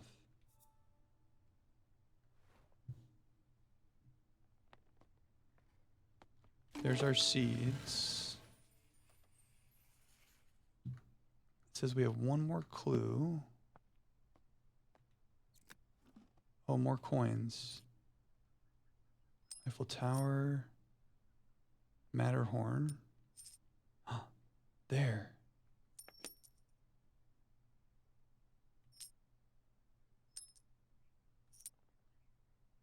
That's the thing from the stamp. Lady Mountaineers Club first outing, 1858. All correspondence to the above address. The Society for Botanical Science meets every second and fourth Wednesday from 6 o'clock at the assembly rooms in Stroud. A prospective applicant must be supported by 3 existing fellows of the Society, along with evidence of research showing his dedication to the advancement of the science of botany. Widows of existing fellows receive honorary membership to attend. Widows receive honorary membership to attend annual social events. This month's lecture is on the importance of laboratory investigation. Annual book sale. Publishers and collectors are invited to the annual book and periodic sale to be held at something. Okay.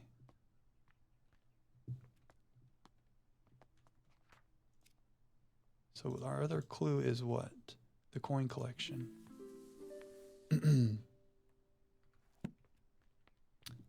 But how does that help us when it's all by itself?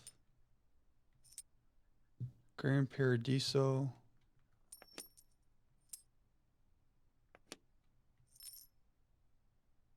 Is it because it's next to Matterhorn? There's also the Eiffel Tower there. Grand Paradiso. Do we go with Matterhorn because it's next to Matterhorn? Or maybe we need to do a process of elimination. Which one is it? Oh, shit. I can't get back? Oh, I can fix it. Okay. We have to eliminate the other coins. So it can't be Matterhorn.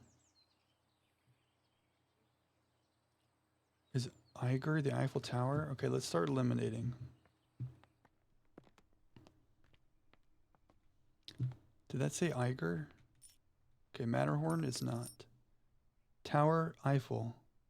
That doesn't help. Grand Paradiso. Ostrike. Innishark. Wait, these aren't all mountain coins. I thought maybe each coin was a different mountain so we could eliminate. Ben Nevis, Mount Ventoux, Mont Blanc. We don't know what that is. The Crystal Palace. We're gonna have to trial and error.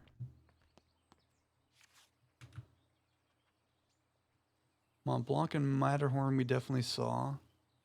Grand Paradiso and Mount Ventoux we saw. That leaves a lot. Oh, oh no.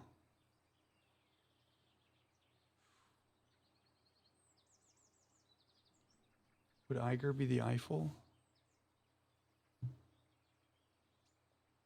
I want to try Mount Whitethorn, and I don't know why.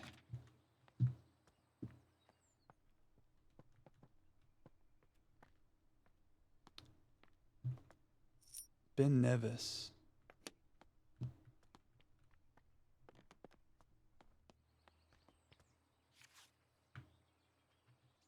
So not every coin corresponds to one of these.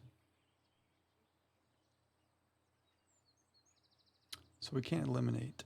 Oh, but I guess if it doesn't end in a round number, we can eliminate it. Because everything is either 5 or 0. So knowing that we can't have these two or these two, Oh, it could still be Zugspite, Eiger, or Weisshorn. Zugspite, Eiger. That's German.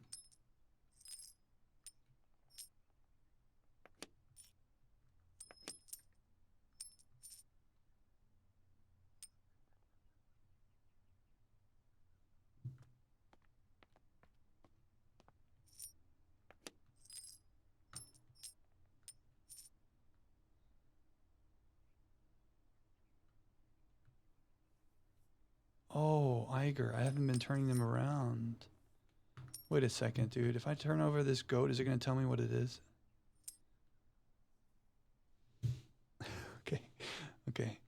Weisshorn. Okay. Okay. So we don't have to get crazy with like trying different combinations.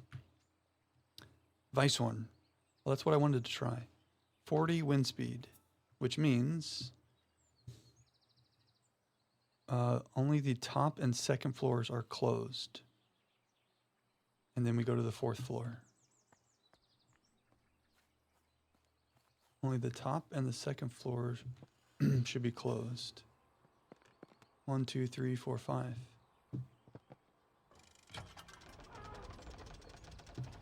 So 1 needs to be open.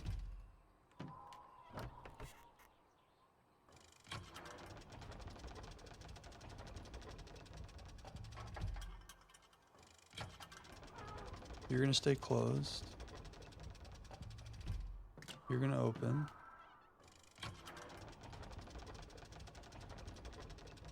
And you're going to open. Oh, wait. You stay closed.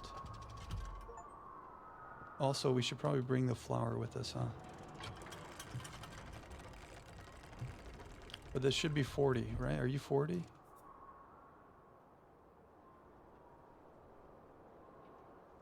It's broken. We have no way of knowing. Okay, we should have brought our plant friend with us first. So we'll come back.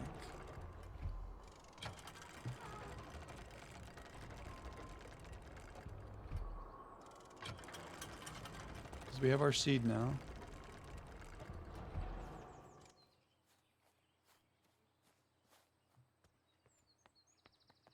We soil, we seed, we wah-wah.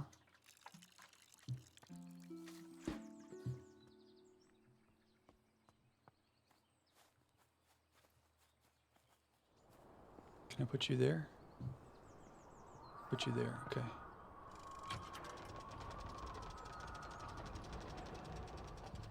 Not yet.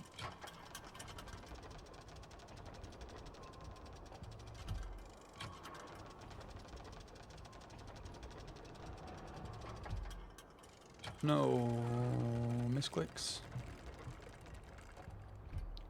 I just had to make sure everything was okay. Looks like everything was fine. Okay, fourth floor. Should be 40-mile-an-hour wind.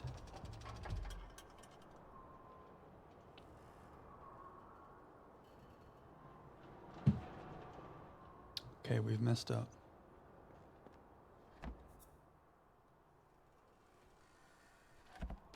Oh yeah, I did miss it. No, I didn't.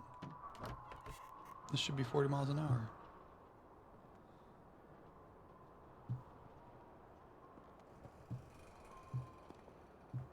Oh my god, I didn't water it again. Wait, I did water it. I did water it.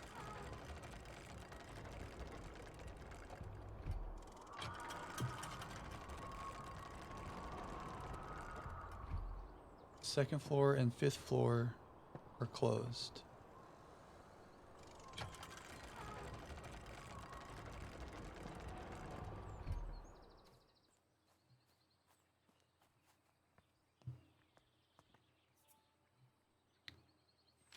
"40 miles an hour. The second floor and the fifth floor are closed. 40 feet per second. On the fourth floor. That's where we were. Could the fourth floor actually mean the third floor? Is that the trick? Because like the ground floor. Let's just double check. Let's double check things. We have a letter with this stamp on it. And she says they heard a whistling coming from the flower. We think that's the wolf glove. That goat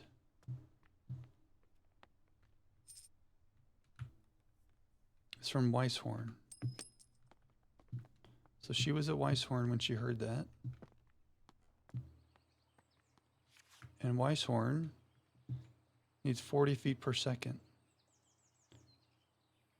Now pressure, I don't know about.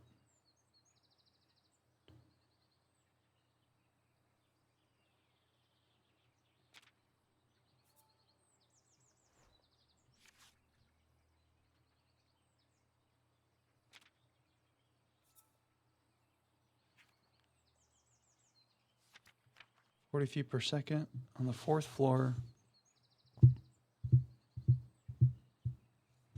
with the top and the second closed.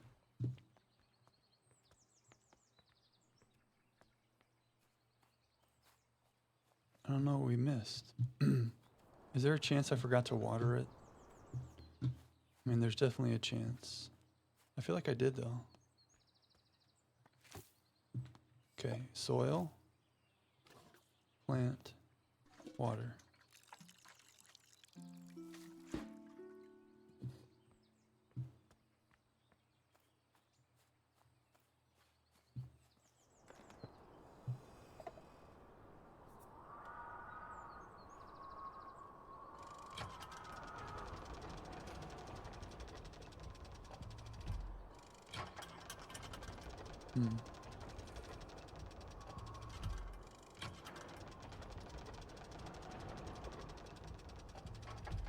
So is this the 4th floor?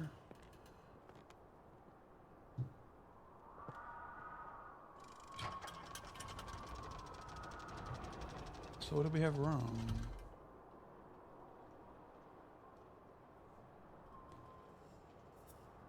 Broken.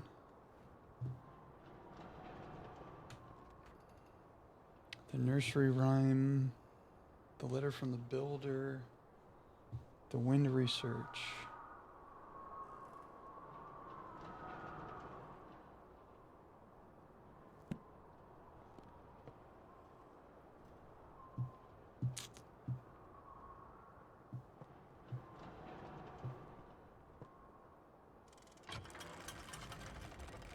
Maybe we don't water it? That seems crazy.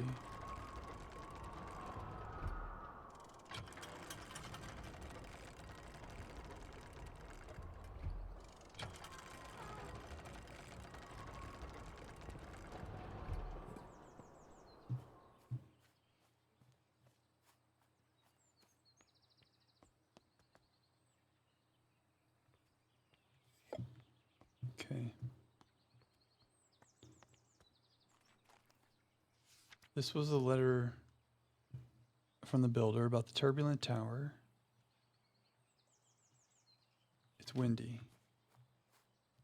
The nursery rhyme.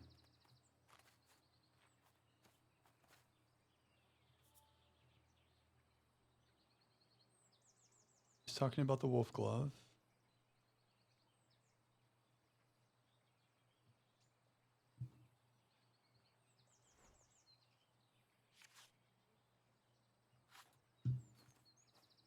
Okay.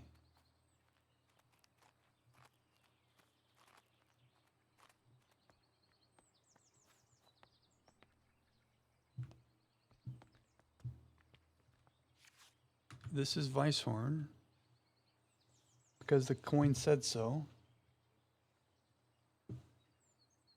40 feet per second wind speed.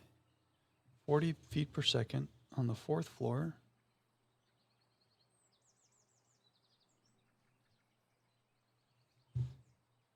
And that's what our window. Oh, here's what I missed. The 1st floor looks like the left side is closed. I didn't notice that before. That's got to be it. See the window? My mouse cursor is going away. On the first floor that is only half open. I did not notice that.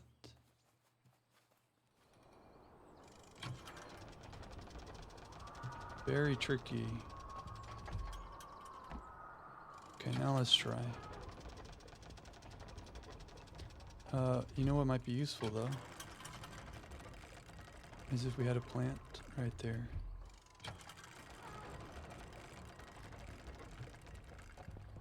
Let me out, let me out.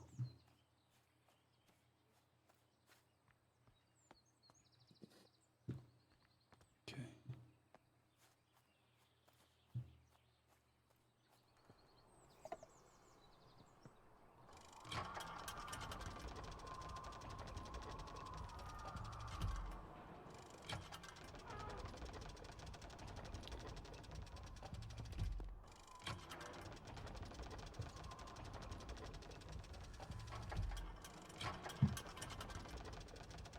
Maybe?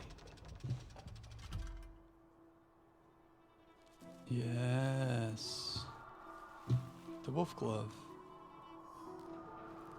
Ooh. What's whistling?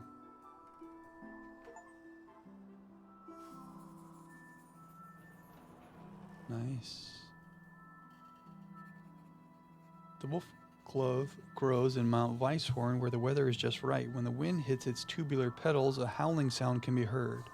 Mountaineers are familiar with this flower and use it to navigate on foggy days.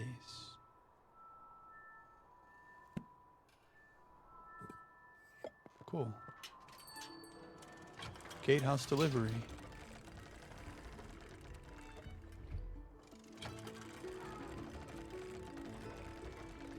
Uplifting music.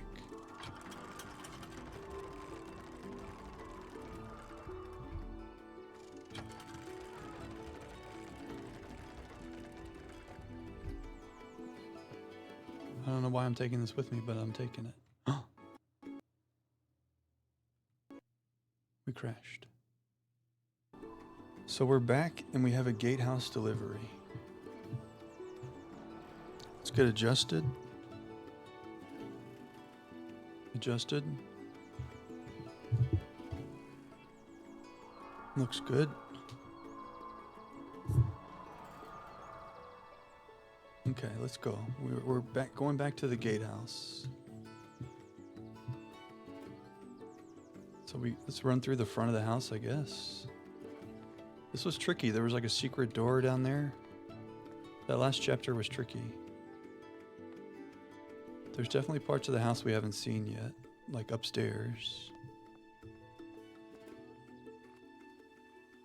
We also haven't gone over there.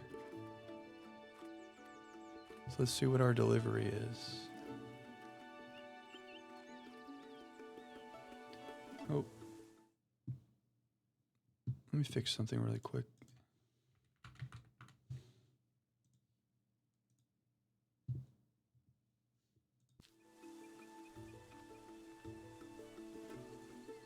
Okay. What is our delivery? Currently busy. Oh yeah, that's our note. Dear sister, I am so glad to hear you have returned safely from your travels. While you were away, I changed the code for the library door lock each time I visited, as I know some of grandmother's valuable items are kept in the secret vault. The new code for the door is the 3 initials of my name to make it easy for you to remember. I hope we can meet soon. I look forward to hearing all about your adventures. So she sent us a letter to tell us how to get into the library. Is there something under that? No. Well, we know we have a family tree in the house, so we can look at that to get her initials. The only other question is, where's the library? Looks like it's upstairs. Oh no, first floor, library hall. Huh.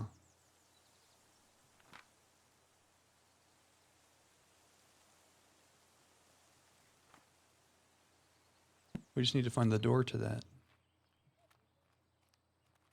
It looked like from the map it's off of the stairwell. Let's check out her initials.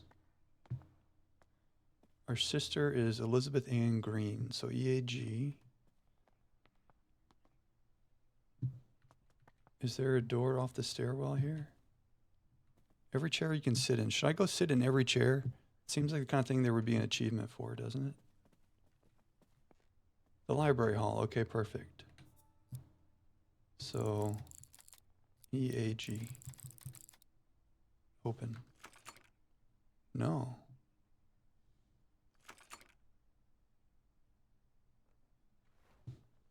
Well, what did we misunderstand?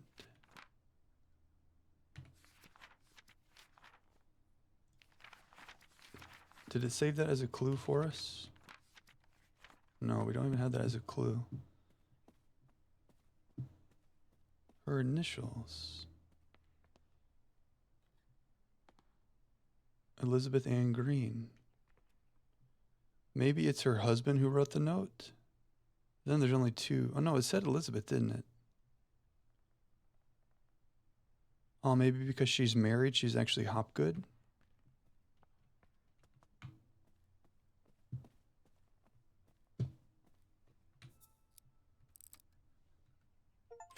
Aha, tricky. Okay. The library hall. I like how the house has names on the door like that. I wish my house had that. Okay, a thank you card. Dear Lady Green, thank you kindly for the flower books you sent for my daughters. To this day, they still show an interest in learning more about plants and painting. I am keen that my daughters have access to a good education, so I hope you don't mind me putting it upon you that you might be able to teach them somehow. Your dedication and knowledge seems so rare and inaccessible elsewhere for young girls like mine. I hope you will consider my proposal. Sincerest regards, Olive Campbell. So we showed her daughters some nice flowers. You see the difference in the tone of this thank you card to the letters from those men who were like, oh, you're a woman, you shouldn't be doing this, you don't know what you're doing. But she sees our kindness. She sees Annabelle Green's smarts. Modern methods of teaching. So we haven't gotten a cue for a new chapter yet. There's a study. Is that locked? Yeah. So what's back here?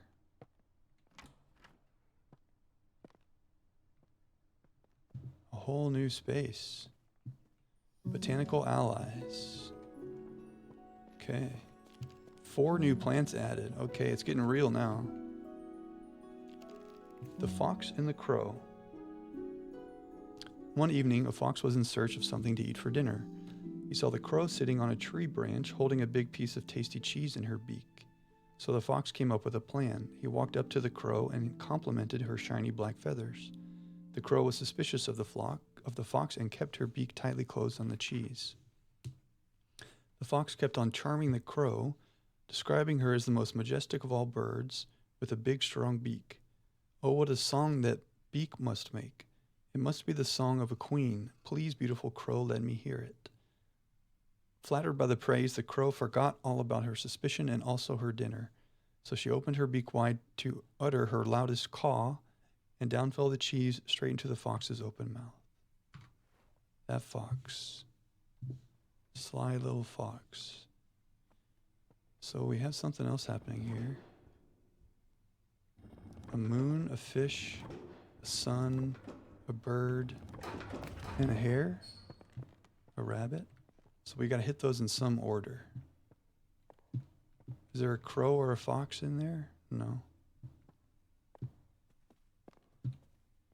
Anything here? Candle. What a cool library. Imagine having this in your house. Wonders of the night sky.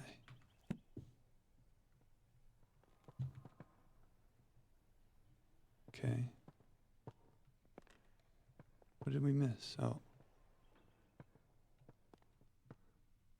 Okay, so we'll come back here when we learn about sun, moon, fish, bird, and rabbit.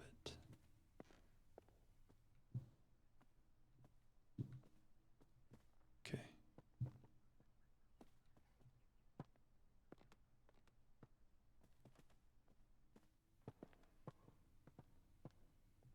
have here?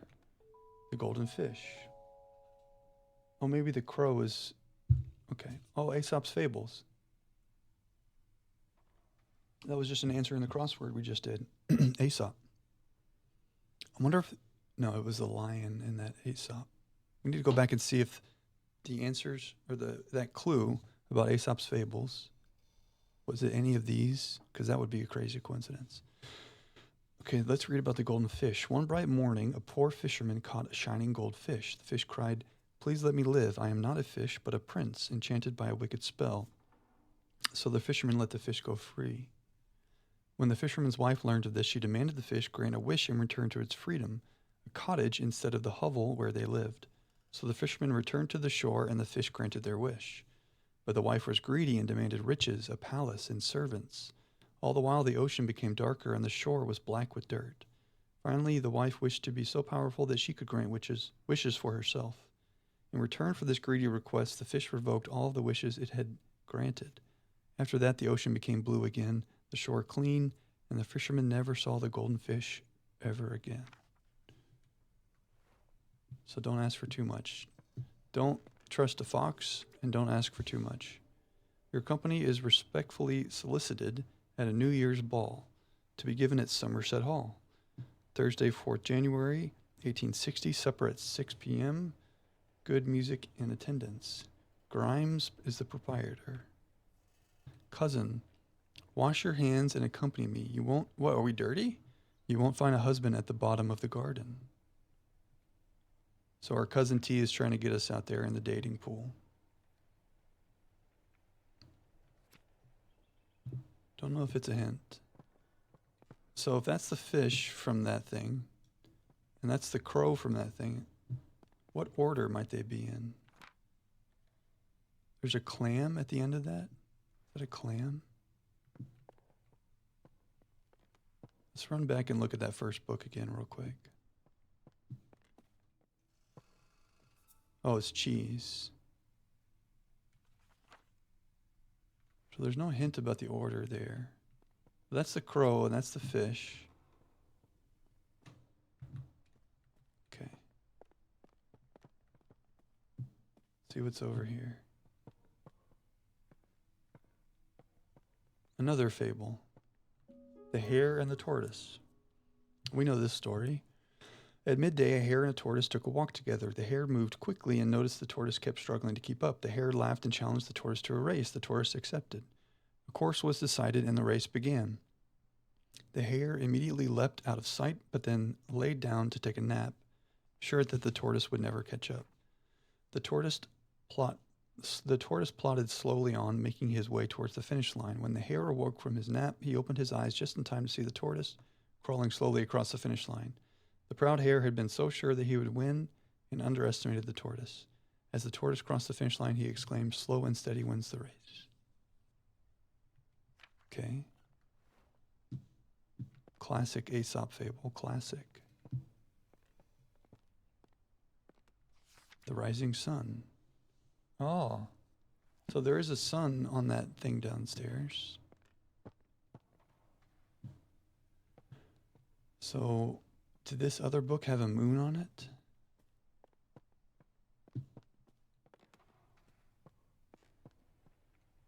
Yes. So do we sort them alphabetically? How do we sort them, 1 to 5? I can't think of any other great way to sort them. The Fox and the Crow.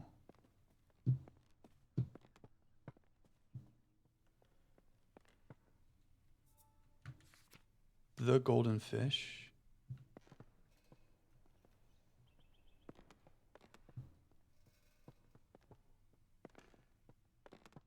The Hare and the Tortoise.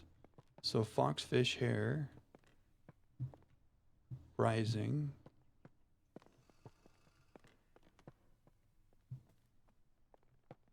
It's fish, fox, hare. Then rising. And then wonders. Fish, fox, hare, Rising wonders. Nope.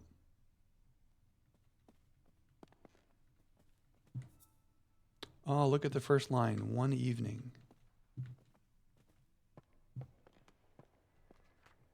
There's 3 stars.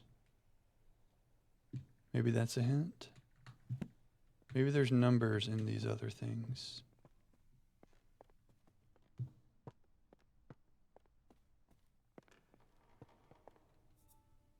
It also says one bright morning.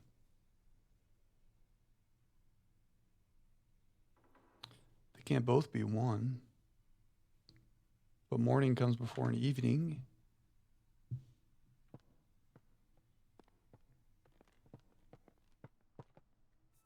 At midday. Okay, so morning, evening, midday.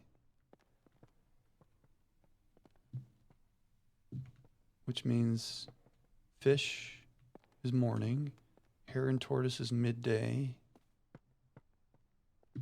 and the fox and the crow is evening. So we hit the sun for morning, and then we have the fish. No. Who's in the morning? One evening. The morning was the fish.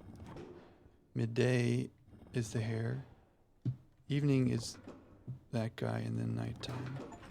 There we go. Tricky. Secret vault. We also have a lot of stuff. 4 flowers to be looking for now, which we didn't look at yet. The nightfall. No clues yet. The sapphire gloom, the cradle fern, and the brook chalice. The nightfall, she remembers her grandmother studying it. It's in the vault, which is where we are. And the study is the sapphire gloom. Doesn't seem to be an edible mushroom. In the master bedroom is the cradle fern.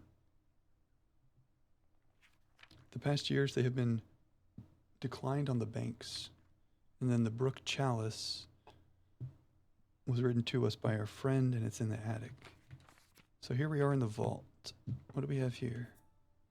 Sunset 1st of May. Red, orange, yellow, pink.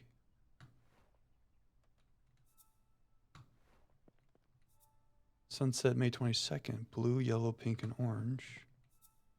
Sunset 8th of July. Blue, purple, pink, and orange. Okay. The London Record and Weekly Journal of Literature, Science, and Art. This is like 30 years before the present day in the game. Linley, appointed chair of botany at University College London. After an esteemed early career as an assistant secretary to the Horticultural Society and admission as one of the youngest ever fellows to the Linnean Society, John Linley plans to elevate the science of botany. He spoke thus in his inaugural lecture.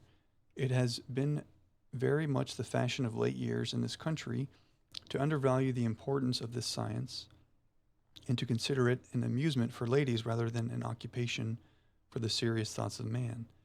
Linley also challenged the Linnean classification system and proposes many changes. So the new chair at the University College London is Linley. John Linley. Is a new way to classify things. Well, the sunset paintings are a clue. I'm not sure what for yet, though. Oh, even more paintings. Green, blue, orange, and pink. Purple, red, orange, and yellow. We have our nightfall seeds. Okay. A key to the study. Grandma's research. Nightfall progress. I have been trying to encourage the nightfall to bloom for a little while now. I'm determined to prove it's more than just a myth. So far, I have deducted that the flower opens at sunset and only during a particular time of year. When exactly that occurs still remains a mystery to me. I shall plant a few more seedlings tomorrow and continue my research. Tasks for this month: monitor nightfall seedlings, rose planting list, Collect field samples and seed collection. So if we can find out when it grows, we'll find the right sunset painting.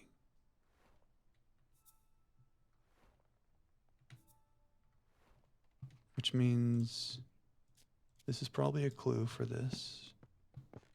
So how do we find out when it grows? Well, we have a study key now.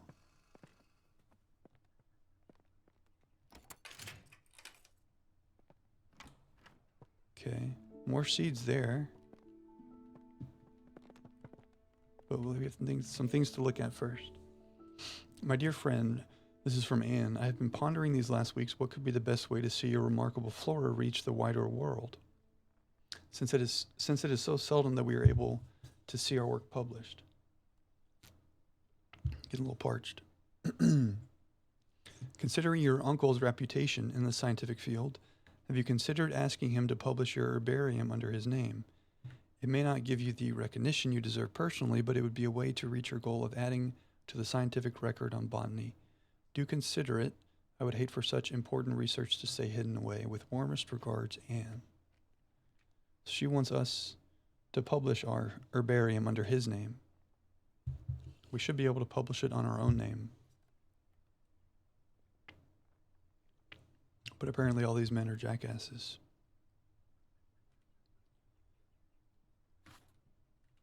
Meadow Orchids of Britain by Montague.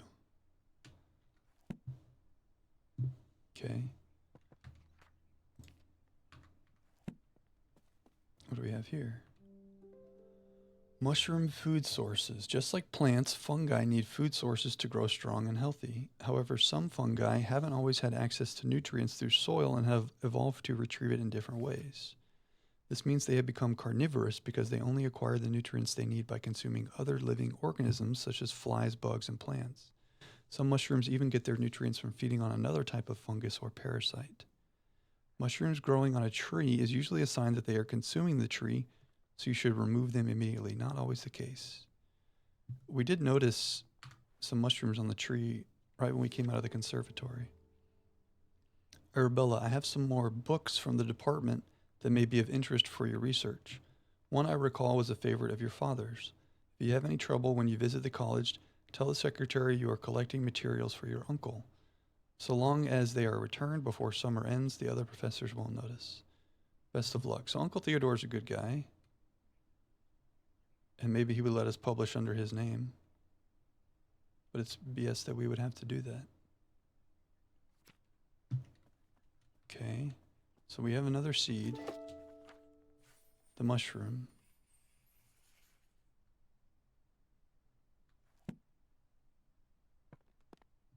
What's this?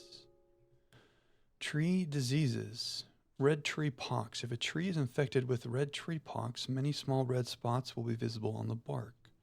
It can usually be cured by adding fertilizer to the soil of the tree. Hypoxylon causes black patches to form on the bark of a tree. It is usually a sign that the tree is lacking in hydration and won't stay alive much longer. Root parasite is a fungus that forms purple rings on the bark and roots. The parasite leaches the nutrients that the tree retrieves from the soil. Eventually, it causes the tree to dry out and lose all of its leaves. There is no cure. Bark rust is a disease that isn't very harmful to the tree. It is usually caused by excess hydration and too much sunlight. Huh. Okay, so it's telling us about tree diseases. What do we have here? Different bird eggs. Kingfisher, sparrow, duck, quail, owl, mallard, moorhen, red-billed moorhen, shelduck, river swan, and blue heron. Okay. Mushroom book is definitely a clue for the mushroom, but the diseases in the bird eggs, I'm not sure.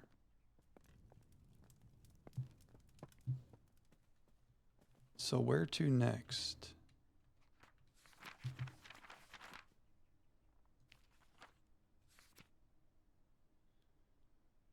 We've been to all of these places. Have we looked everywhere? 14, orangery painting room. Let's see where it says our clues are for this chapter. The attic, the bell tower, a corridor, the bathroom. So where are those things?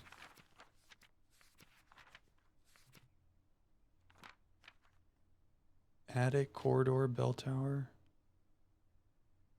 6, 7, and 8.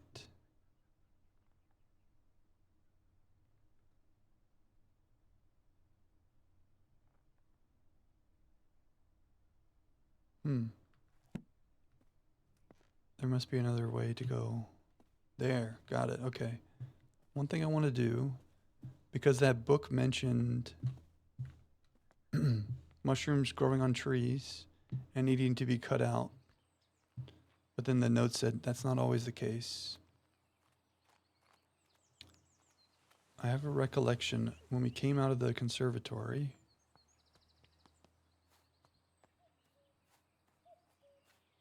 of seeing mushrooms on a tree. Here. Does this help us in any way? No.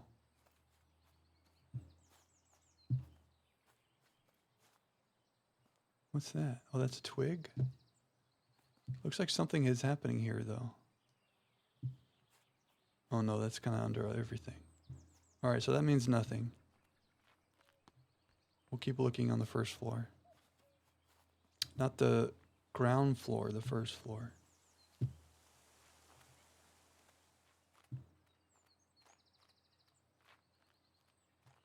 Okay.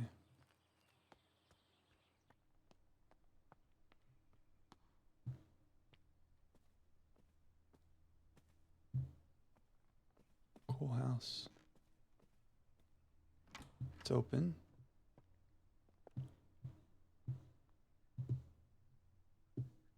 This tree is making me sad. Blocked by the tree. Aha. So the tree is diseased. What disease does it have? Looks like root parasite kind of fits it. It dries out and loses all of its leaves.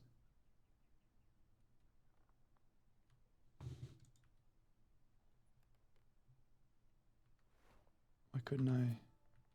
Oh, that is the second page. Oh, look, it looks like red tree pox. Many small red spots will be visible on the bark. It can usually be cured by adding fertilizer. That's what we're dealing with. Would fertilizer just be our soil?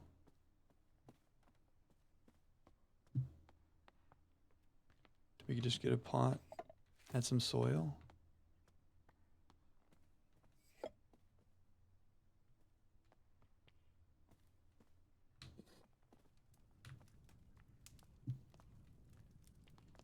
Maybe I need to water it. Well, I can't water it unless I put a thing in there. Or maybe it needs the mushroom.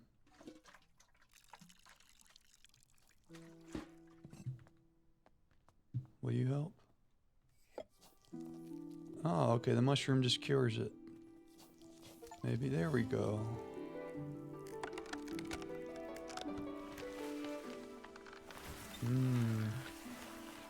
We fixed the tree. Very cool.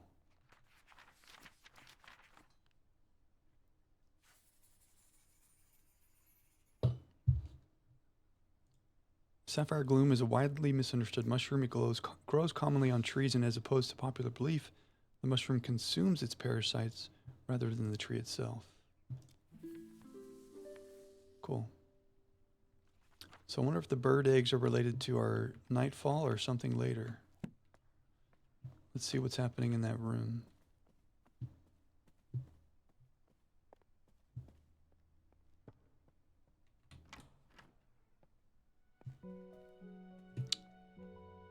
The trapped family. The trapped fairy. Or fairy. Another place to sit. Dearest Arabella, I was taking a walk along a river in Somerset recently and noticed the sight that I just had to write you about. In the water I saw the brook chalice blooming. I've never seen or heard of it flowering before. None of my books mention it. It was so beautiful. Do you have any idea what would have caused this? Ever your friend Edith. The brook chalice. Interesting. She saw it along a river. Is that a clue? Letter about weeds? Did she mention weeds?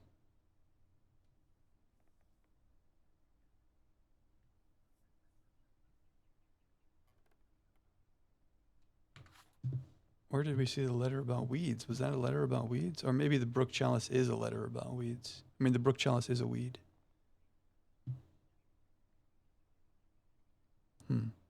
So it was growing along a river is our clue from that. So there's the attic. What else is happening in this room, though? Cradle fern. Oh, there's 3 bird eggs there. The fern painting is a clue for that for sure. So we can find those bird eggs, maybe. Whichever egg looks like that. We have the seeds for the nightfall. We don't have the seed for anything else yet. We need to learn about when the nightfall blooms. Can we go in here? The attic is locked. I guess we go in here. The master bedroom. More seeds for the fern. Okay. Aquatic weed removal. Do you have a pond? Do you want to swim in it? Is it covered in slimy weeds? We are specialized in removing the following weeds: algae, Himalayan balsam, brook chalice, duckweed. Brook chalice. Make an appointment today. Clark & Co. So they grow in wet environments. Somerset Society for Wildlife Protection offers a petition to be presented to the Honorable House of Commons. In recent years, hunts have been taking place near the Somerset rivers. Tragically, this has led to the decline and even extinction of some bird species. No longer can we hear their beautiful chime-like calls. We call upon the government to regulate hunting near the rivers of Somerset. We ask that they respect the breeding times of wildlife. If you agree, please sign below and return this letter to us. Oh, that's our signature. Good petition. Don't hunt near the river so we can hear the birds. What do we have here? The Trapped Fairy, a folk tale. Once upon a time, there was a little fairy who loved gazing at her own reflection in the water. She lost track of time and the day turned into night. Nyx. Nyx. We know Nyx from Hades. Good game. Hades 2 coming out soon. Nyx, goddess of night, noticed the little fairy. The moon was shining bright, but the fairy only had eyes for herself. Nyx took offense and decided to punish the little fairy. Nyx placed the fairy into a nightfall and cast a spell on her. She fell in love with the moon and gazed upon the sky all night. As dawn approached and the sun arose, the spell broke. Though just as the fairy awoke from her enchantment, the flower bud closed and trapped the fairy for eternity. Huh. So the fairy painting is a clue.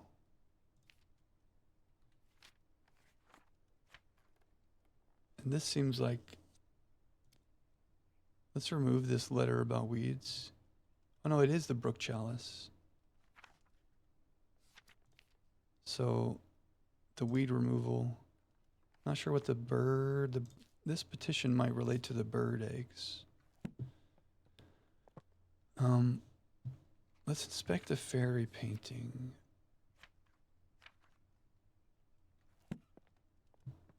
Because that's our nightfall. Are there colors in the fairy painting that might help us? Not really. We'll have to come back to that.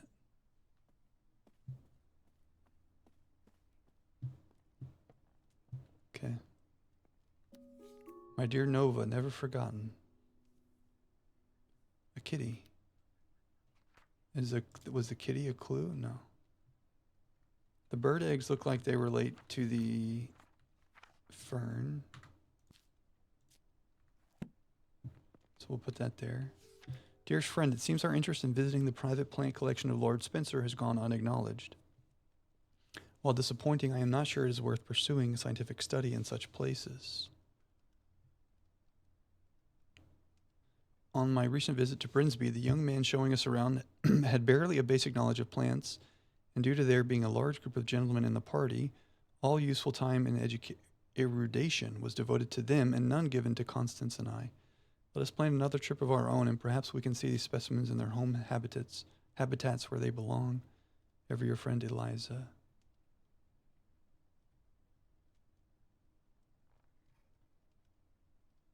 Got it. These men are jackasses. This much is very clear. Tincture of red clover. Chamomile and red clover seems to soothe hot flushes. Essence of arnica flower for sprains, strains, and joint pains. Interesting. Some natural remedies. What's happening in the bathroom? Oh, wow. 2 pipes. Classic game. Can we rotate anything? No.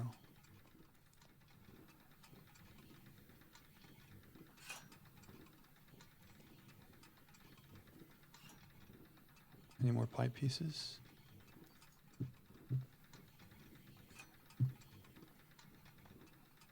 We're missing a pipe piece. Or I've done it wrong. Or there's a pipe piece right there. Connected the pipes. Okay, what's this? From the plumbers. Here's our quote to repair the geyser in your bathroom. The cost might seem high, but trust us, it's a complex job best left to professionals. Have a nice day. Installation of disconnected pipes. 14 shilling. 14S.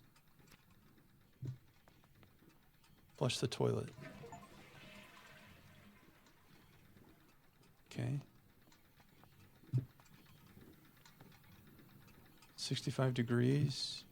So one of these needs a wet environment. Probably the weed, right? Because it was by the river. A hot bath at the turn of a tap. The bath geyser provides a rapid flow of hot water. Simply turn the tap and instantly hot water will appear. It can be used multiple times in a row without any extra cost. Could be the fern, but the weeds they're talking about it having in the water.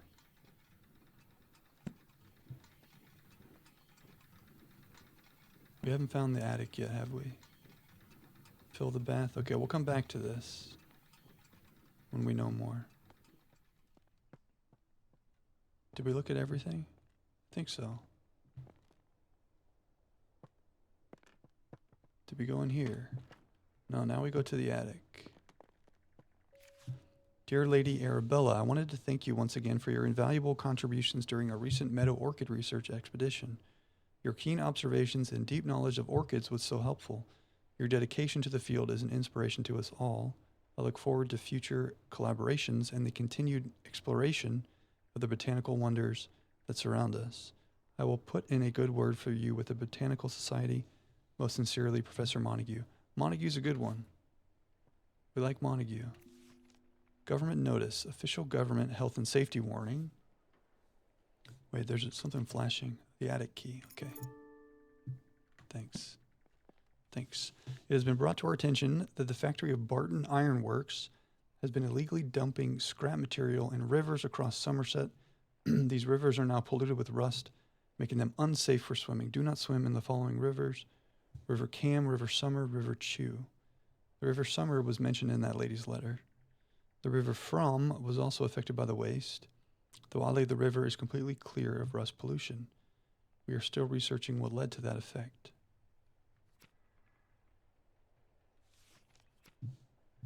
Let's go back and read really quickly her letter.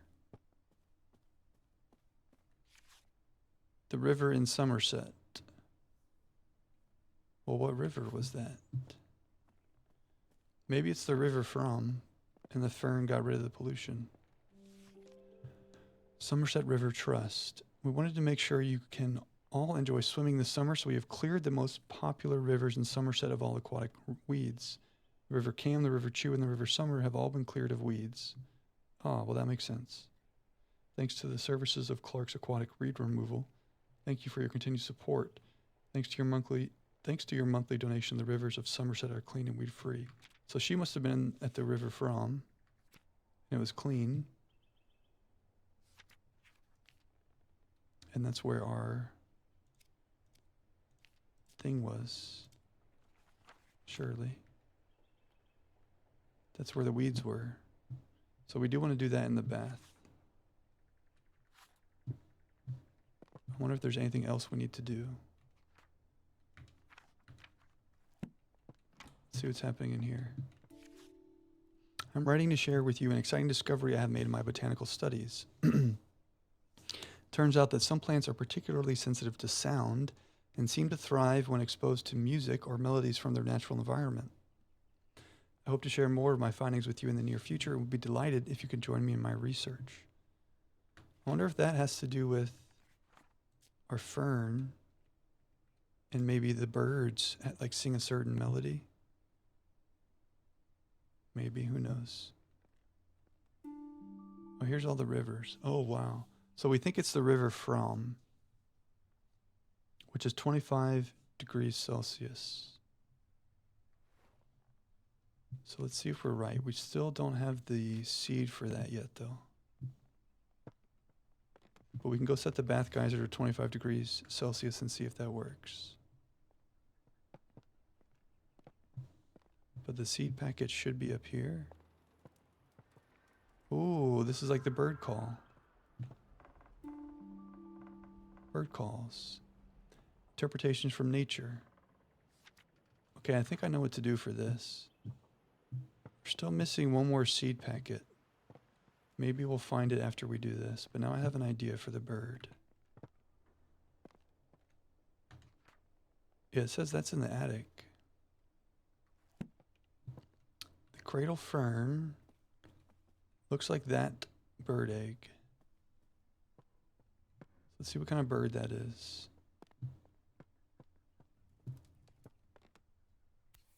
It's the crested owl.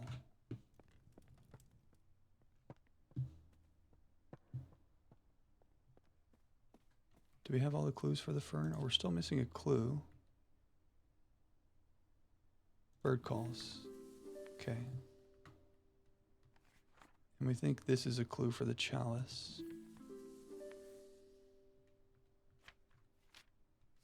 So we're just missing some nightfall stuff. So let's dump it. Get some fresh soil. And we want to do the fern.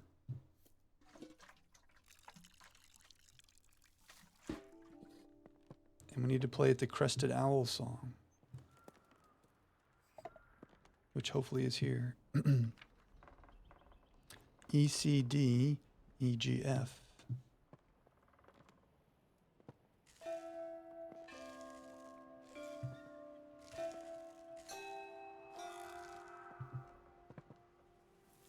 We did it.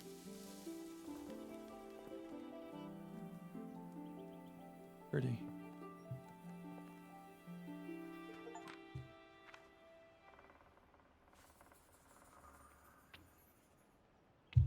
Okay. The cradle fern is used by the crested owl as a nest, and in turn the plant has grown dependent of the owl's chime-like call to grow. Cool. Well, we have a key to the attic. We're not actually in the attic. Let's go to the attic. The attic is down here.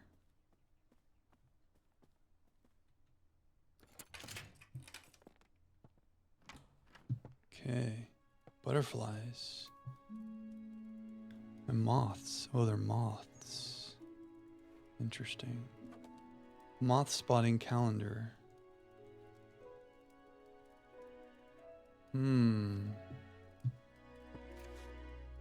Gardening curiosities, trapped moths. Sometimes a moth can become trapped inside a flower bud if it closes in the morning. The moth is then forced to use the flower bud as a resting place until it opens again later. Some flowers only bloom for short periods during the year, so if the moth is unlucky, the flower bud won't open again until many months later. Is there a moth in our fairy painting? That is the question. Oh, look at her wings. That's the fairy. Kind of brown spots on the wings. Do we see a moth like that? Kind of at the bottom there, the argent and sable moth.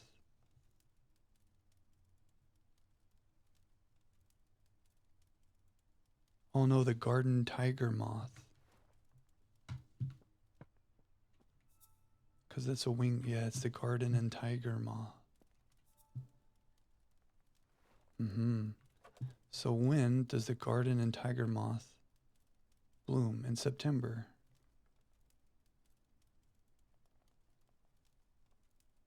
That's not when the moth blooms, but does it show up anywhere else?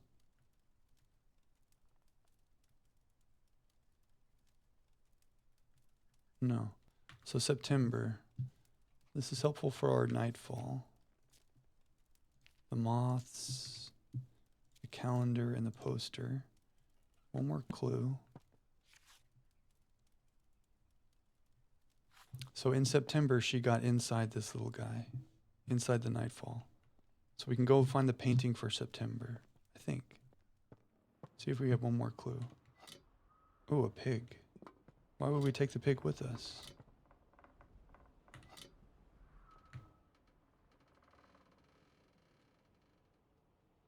Part 9 works. Interesting. The sight of plants. Some scientists have theorized that plants have photoreceptors in their leaves and stems, which allows them to see the color of light. This means that flowers can tell the time of day and know when to open or close their buds. The exact time the flowers bloom is different for each flower, but most do appear to respond to light and the color of light in some way. Horticulturists and botanists have made use of this knowledge to trick difficult flowers into blooming at any time they like. So I think this is a hint for our sunset. Yeah. So we'll go look at September and make the nightfall. Maybe we should do that now. Or no, let's see what's happening here. This is how we will do it. So we need to find the colors and put them in order and plant it. What's this? My dear niece, I fear the window may be closing for you to find a suitable husband. I have arranged a dinner for you to meet my neighbor's son, Edward.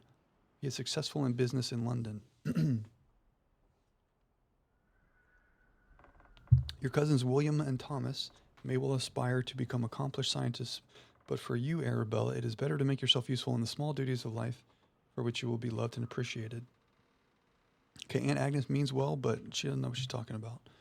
Your studious nature will no doubt be valuable should you have a son, but it would be foolish to allow such a folly to come back before the important things in life. I am confident this is what your parents would have wanted. Dinner will be from 5 o'clock on Sunday. Remember to wear a becoming dress. No thanks.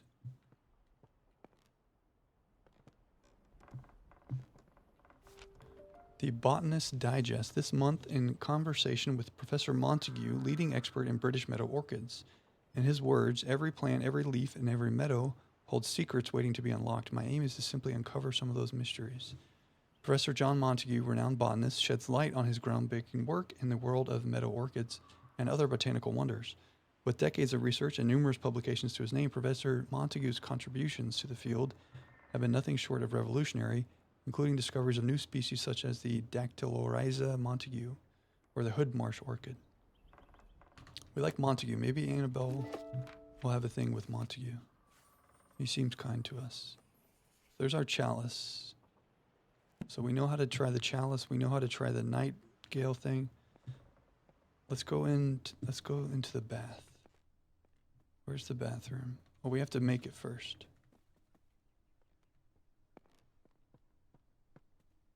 Where was our potted plants? Oh, it's in this hallway. We want to look for 25 degrees Celsius, I think. Soil, fern.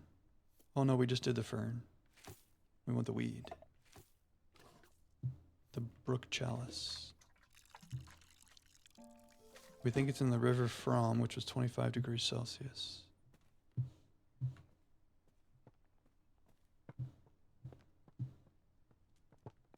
So we go here. We do that. We do that, and we go.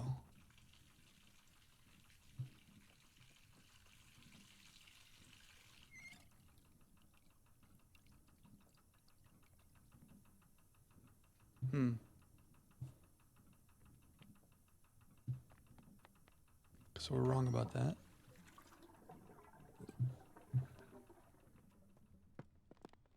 Let's figure out why.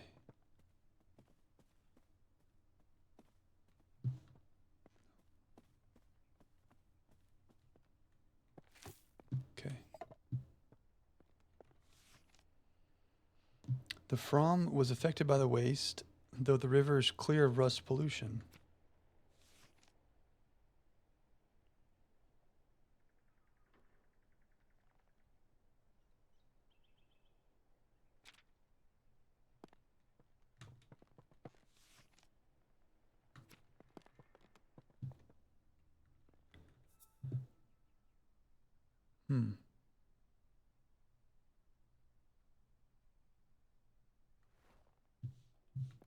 Let's read her letter again.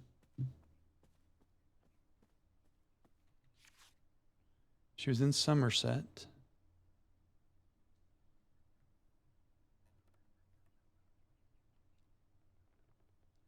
This is on the 10th of August.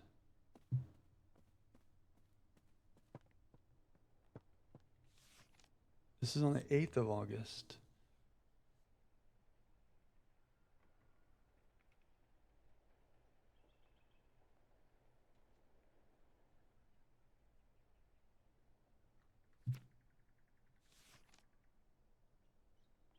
In April, so it can't be the Cam, the Chew, or the Somer, because they were cleared of weeds.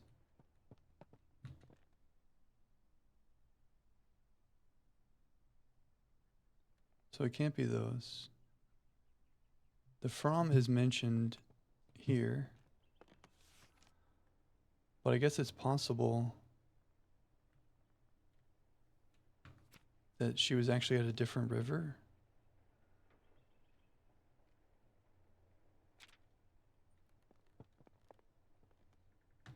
What are our clues? River poster, river trust, government notice, weed removal. Yeah, what did they say over here on the aquatic weed removal thing?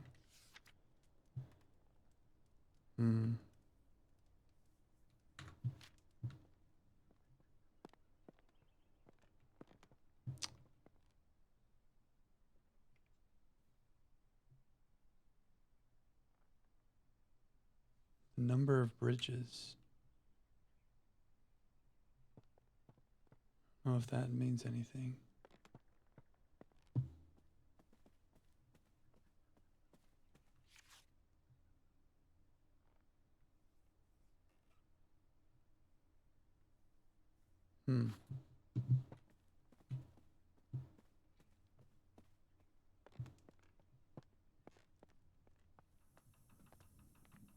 Yeah, we were at 25. Is there another step we're missing?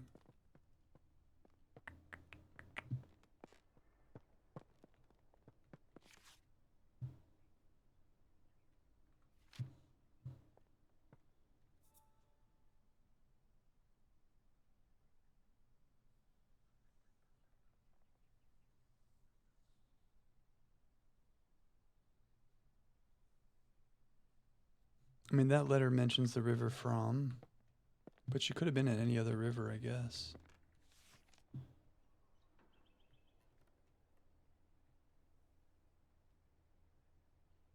Do we need to... Oh, we need to put rust in there. That's the clue. They all got rusted, and the From was affected, but it was clear because the weeds. I see, and here's the rust. Oh, not here. There's that pig. I think I know what to do. That pig said it was a rusty pig. I planted the wrong thing again. Soil, weed, wah-wah.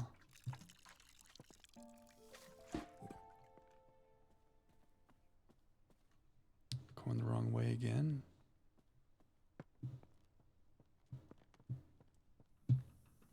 So we'll put that there, and we need the pig because it has rust. So I think we were right about the 25 degrees.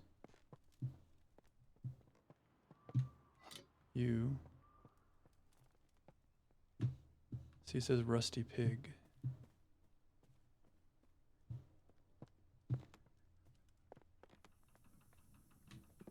Now we try again.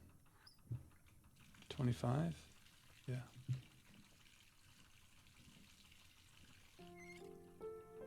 Good music. There it goes.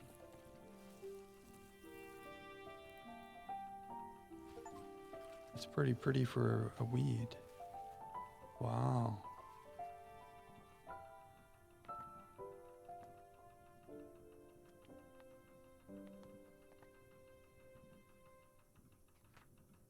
Okay, the brook chalice.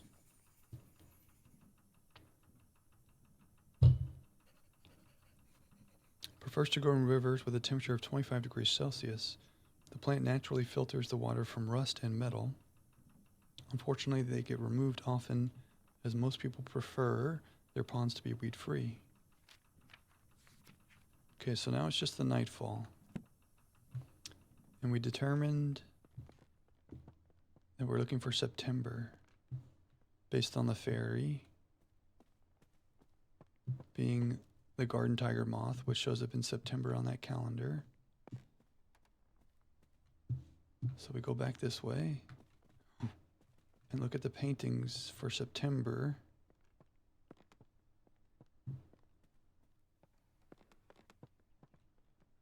October, April, July, May, August, September, June. Okay, so there's only one September. Blue, yellow, orange, red. Okay. Back to the attic. This house is huge.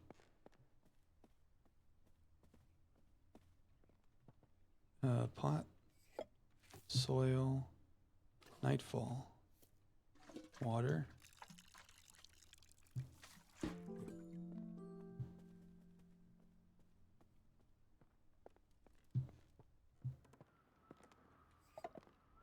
So blue, yellow, orange, red.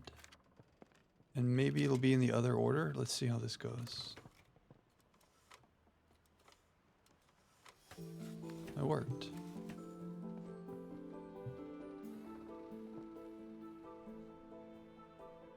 Is there a fairy in there? No. Cool.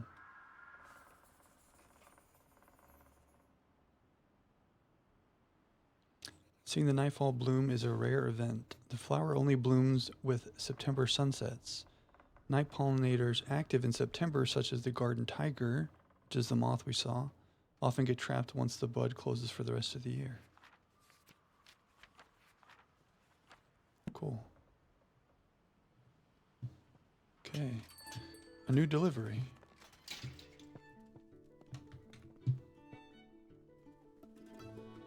We must go to the gatehouse. We've been everywhere in the house, I think.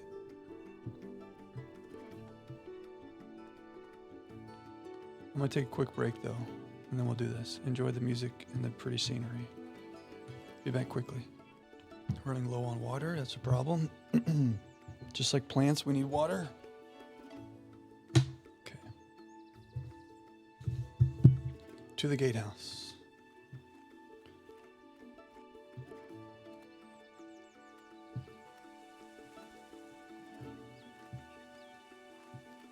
I think this is our final delivery.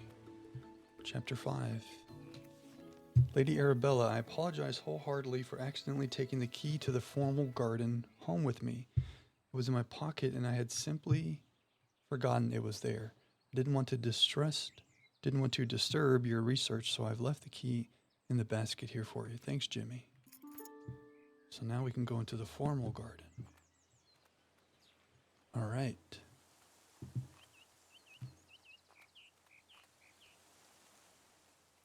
I think that is over here.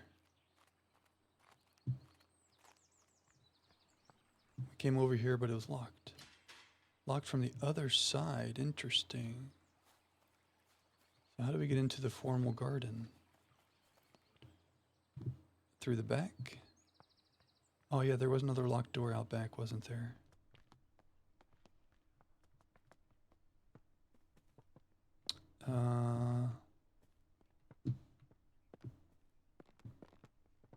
Out this way.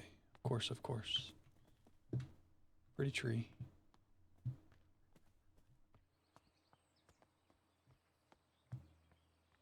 Through here.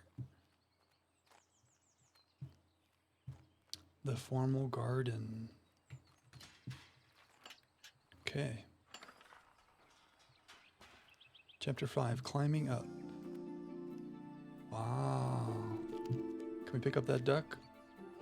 There's a duck and we can't pick it up. 3 plants added. A little picnic spread, some oranges, a little soft-boiled egg, some tea, and a letter. Bonnet's illustrated penny paper. It was a message. Local man reports mystery signal. A gentleman farmer has reported sightings of mysterious blinking lights coming from caves near his home in Cheddar. In his own words, I was walking my dog and lost track of time a little. It soon became dark and I decided to make the walk back home. On the way to my house is a tiny cave, and as I walked by, I noticed a blinking light pattern cast from the cave entrance. I was sure it was one of those Morse code messages. When I approached the cave, the light source vanished, and nobody was there. I'm convinced what I saw was the Morse code abbreviation for attention. I will never forget that one abbreviation, as it was the first message I learned in Morse code. Local authorities have assured our journalists that there have been no recent military activity or exercises in the area, so the mystery remains unsolved. So there's a cave with some flashing lights in the pattern of attention. Maybe one of our flowers grows in a cave?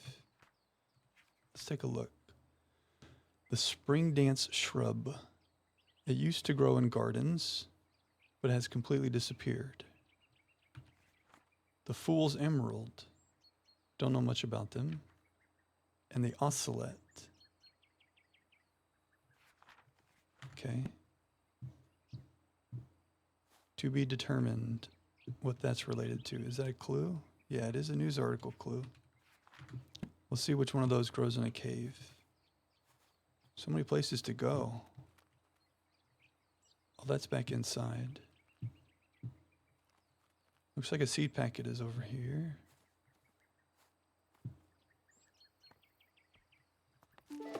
The Springdale shrub. Okay. Ooh, there's a lot out here. Okay. Here's our potting station. Any clues? No. Let's check up here. Is that a seed packet flashing at me? No. Another card. Sincerest greetings. Dearest Arabella, I was delighted after our recent mentoring session. You do excellent work as a fellow scholar of the natural world. I recall the spring dance shrub that once grew in your garden before you departed on your travels. How wonderful it would be to see it growing again. I have been compiling plant specimens that require pollination to mature into their adult stage. I wonder if the spring dance shrub is one of these plants. So maybe it requires pollination. Okay. Chemical compounds in wildflowers. Well, the fool's emerald needs lucifern. And the fool's emerald is one of our things. So it needs luciferin. Luciferin. Luciferin. Okay. There's the Fool's Emerald seeds.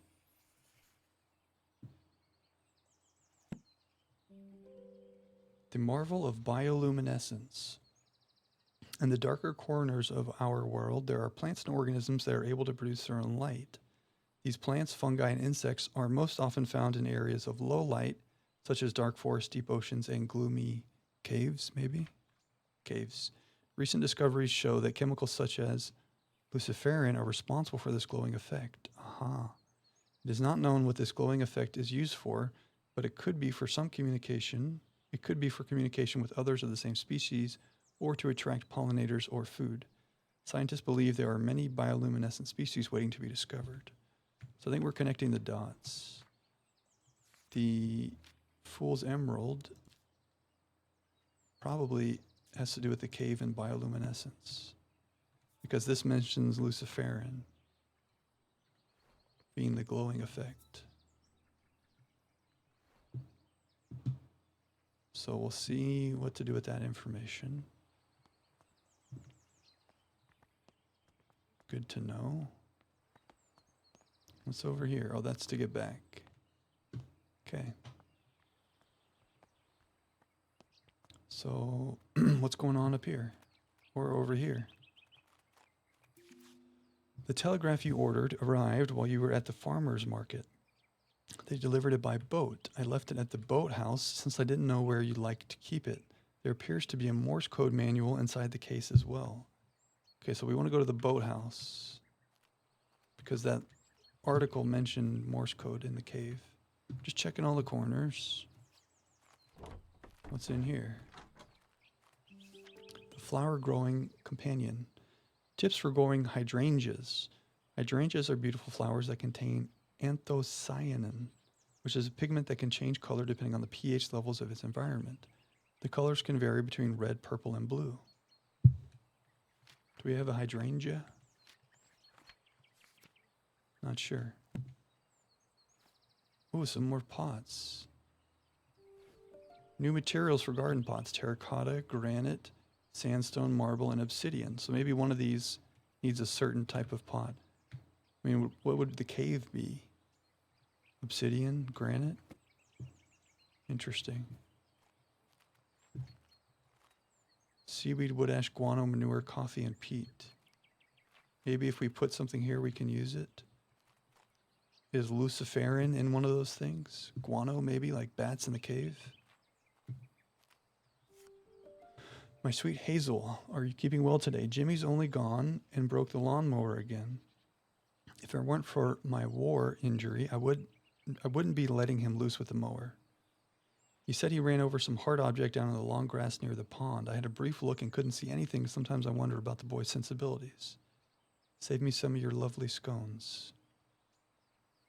Something got run over in the lawn. Is that a clue? I don't think so. But there's something hard in the lawn. In the long grass near the pond. Okay, we'll go look there. Military codes. Oh, here's the attention is what he said it was. That's KA. So we need to know the Morse for K and A.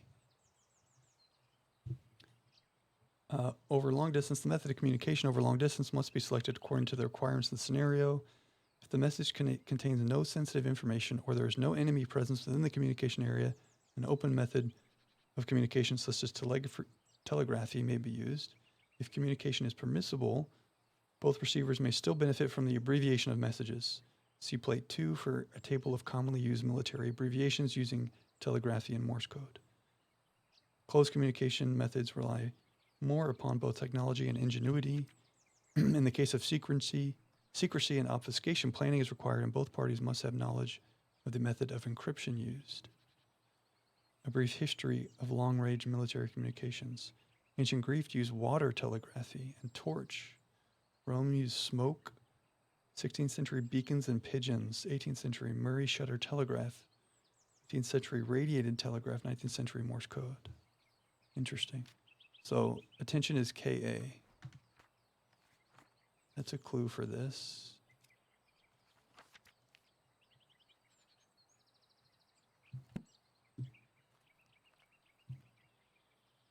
Okay. Should we go down by the boathouse? Is this the boathouse down here? Let's go see. We go this way.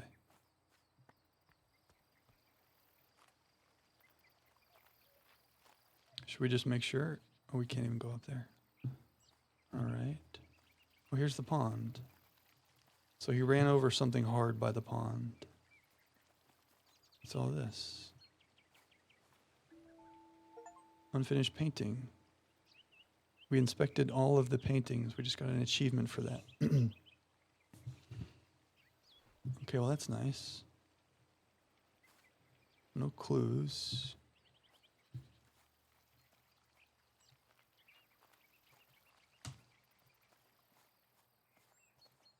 Pretty. Spiritualism book. My dearest cousin, whilst I hold a deep fascination for the pursuit of knowledge and science, I must admit that the subject of spiritualism is not one that particularly captivates me. Therefore, I must return this book to you. However, I appreciate your efforts in sharing your interest with me. With affection, Arabella. The Will-o-Wisp, glowing spirit of marshes, forests, and caves. The will-o-wisp is an eerie apparition that has long been the subject of both fear and fascination. It makes its appearance to lost travelers in dark, isolated places and beckons them to follow with its beguiling, blinking light. Many a wanderer has followed the wisp's alluring light across marshes or into caves, never to be seen again. Take heed, those who venture into dark places. Resist the temptation of the will-o-wisp's shimmering radiance. Turn back before it is too late. Is that a clue? There's a will-o-wisp. Or maybe that's the thing that was making the light in the cave. No, it's not a clue. Okay. Oh, here's the broken lawnmower. Yeah, what did you run over? A handle. What is that handle to? And is that locked? Of course.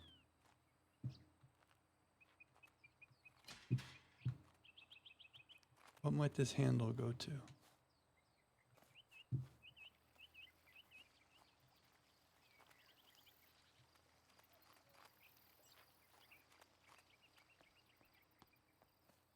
We haven't gone there yet. Maybe it belongs there. Maybe it belongs here somewhere. Let's go see. A bird.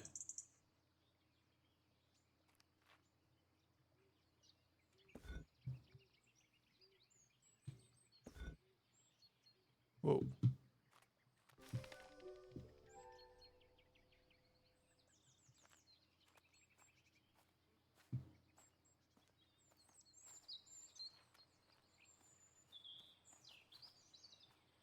Interesting. Maybe we can open this now. Okay. Kind of want to put this handle down. Thanks. Okay. Soil pH research. So depending on the pot and the ingredient, you can get different soil pHs. Maybe if we look up luciferin, we can figure out the pH for that.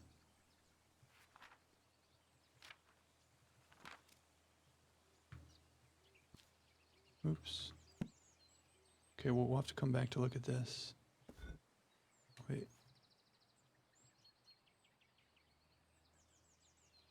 Please let me set you down. Anthocyanins research for the Springdale shrub. Oh, interesting.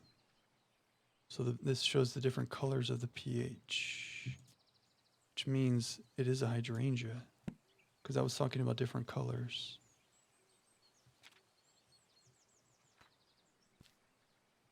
Which I think means, oops, let's just reset this clue.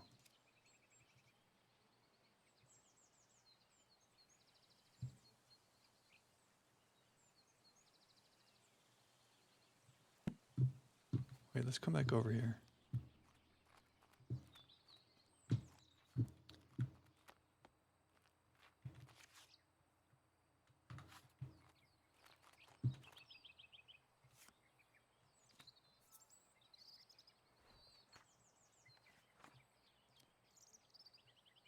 Note about telegraph. That must be what that is. Note about lawn. Where did we see the hydrangeas? Oh, this just says that it's the pigment that can change depending on the pH level of its environment. Okay, we have more to learn, I think. But I think we can say for the shrub that these things apply, as well as the hydrangeas. Don't know about the handle yet. Let's read that greeting card one more time.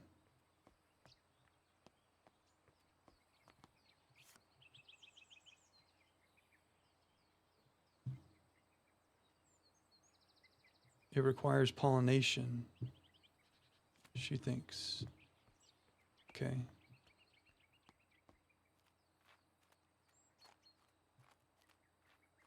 Let's keep looking. We need to keep an eye out for what that handle might be used for.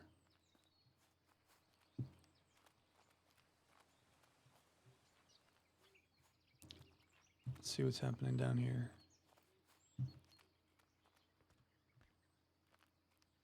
Place to sit. What do we got here? Thank you so much for the lovely bunch of rhubarb from your nephew's garden. He needn't have sent anything in return for the herbal poultice I gave him for his little one, but I am grateful all the same. No, he hasn't the money to fetch the doctor, and she said he cannot read a note. Please send him my thanks when you see him. Rhubarb. Cool.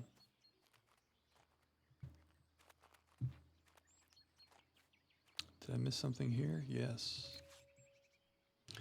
Miss Green, I have recently heard of your involvement in the mentoring of aspiring botanists. Botany is a field that demands a thorough understanding of its complexities, and while I admire your dedication, the saying the blind leading the blind does come to mind. All jest aside, I do hope your endeavors in mentoring will yield some semblance of progress. Thornton is a jackass.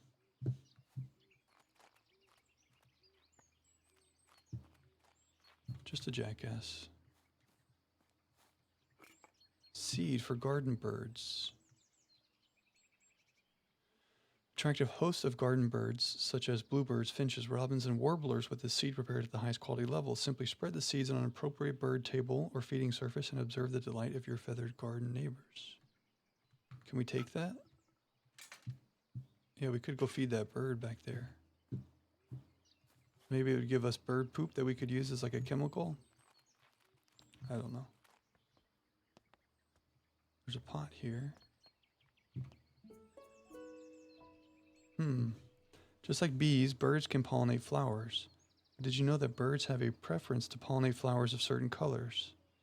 The above chart shows which color of flowers attract which bird to your garden.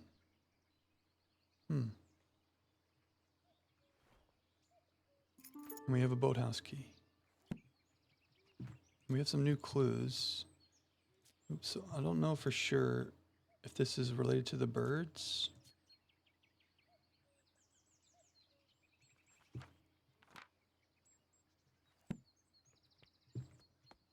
But it looks like we can attract some birds here.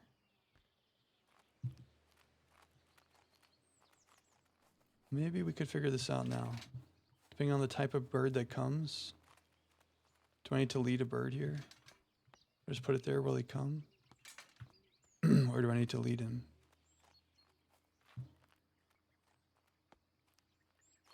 So we did see a bird back here.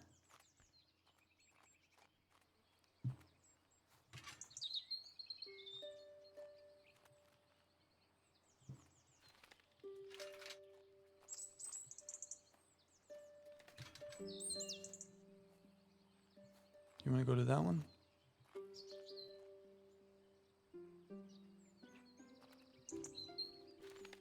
No.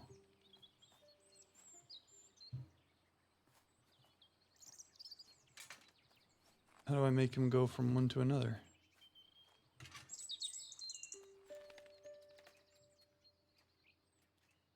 go over there.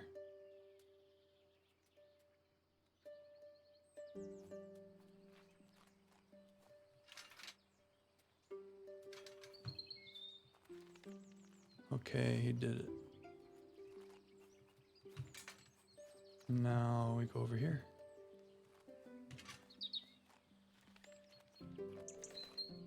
Good birdie. Is he there? Yeah.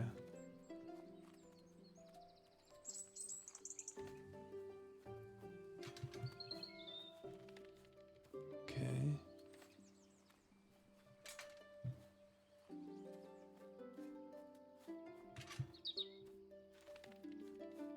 Good birdie. Let's not disturb him. Let's go this way.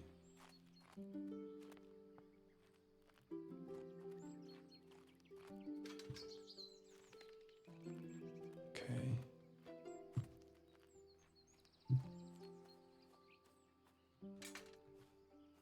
We still want to find out what kind of bird he is and what color flower that relates to.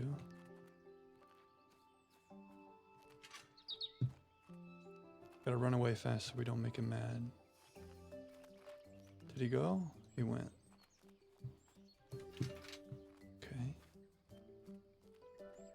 We'll go through this way.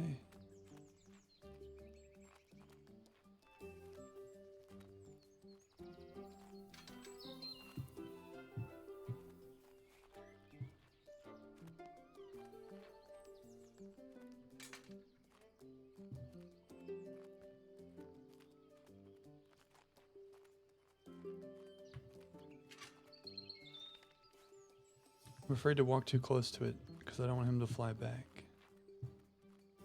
So we're taking the long way around.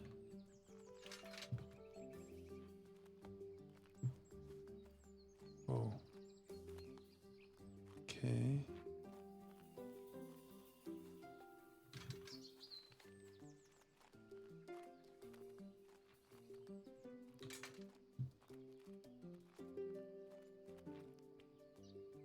Maybe I should leave him there until I'm ready to pot.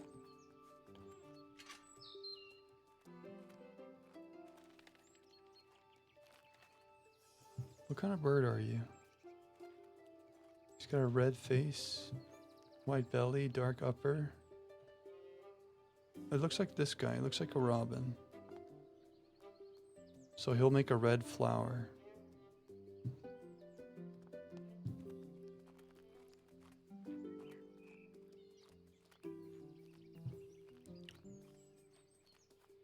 So maybe, let's look at this again. Red is 12 to 14. Could it have been pink? Did I see that right though? Might have been pink.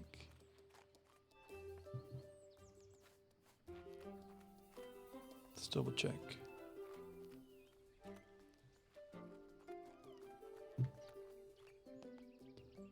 Yeah, it says red. Okay.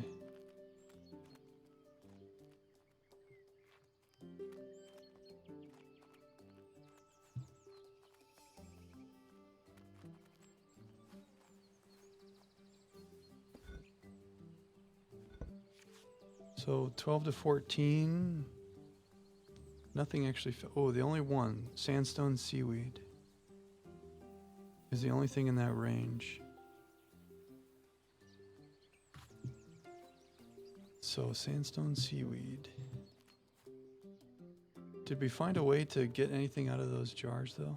Maybe we have to put a pot there first. We want sandstone. Is that sandstone? Yeah. And we want to put seaweed in it somehow. Is that seaweed one of these? Yeah. Okay, we'll come back.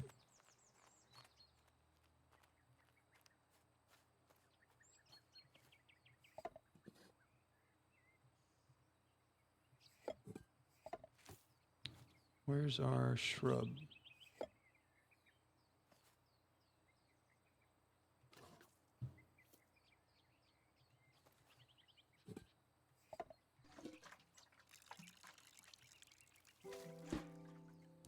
White Springdale shrub.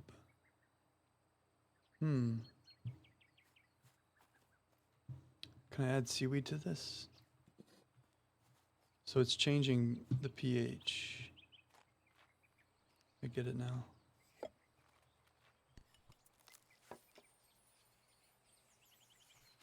Red Springdale shrub. Okay. Hopefully this will work.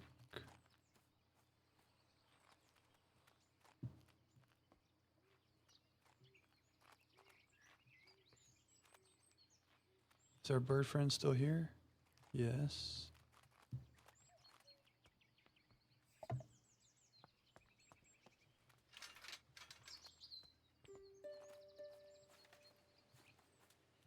Okay.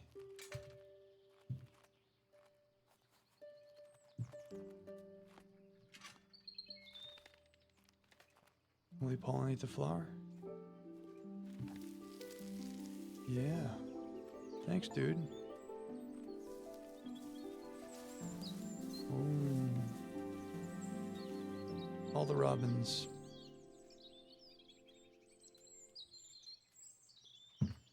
Nice.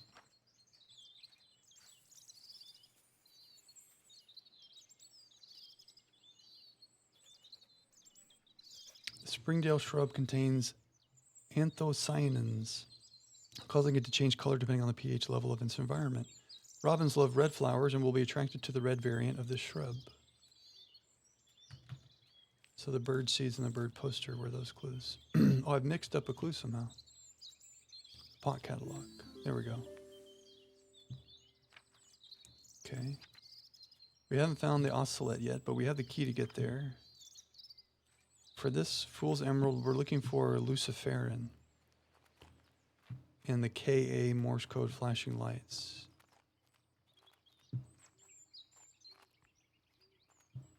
So to the boathouse. Hey, dude.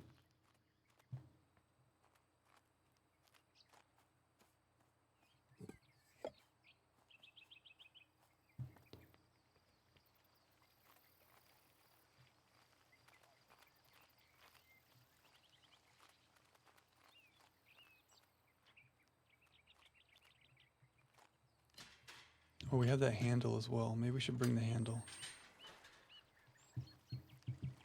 Forgot about that. We took it up the wrong way, I think. Not the wrong way, but just a different direction. Different direction than we meant to go. Handle. It looks like something that would be in a boathouse, right? Maybe.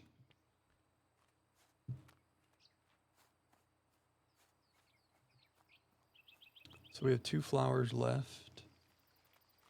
There should be a seed in this boathouse. There's ladders everywhere. Can't climb any of them. Okay, to the boathouse.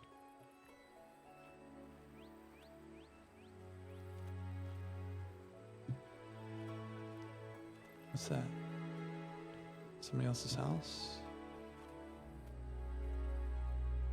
Okay. Maybe we should set this down. Oh. Ah, the Morse code. So KA is long, short, long, short, long. Long, short, long, short, long.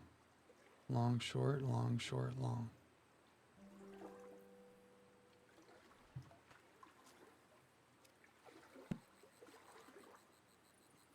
So we will be taking that with us. I wonder if it needs to be in a dark environment somehow. Is this our last duck? It's a goose. We did not get an achievement.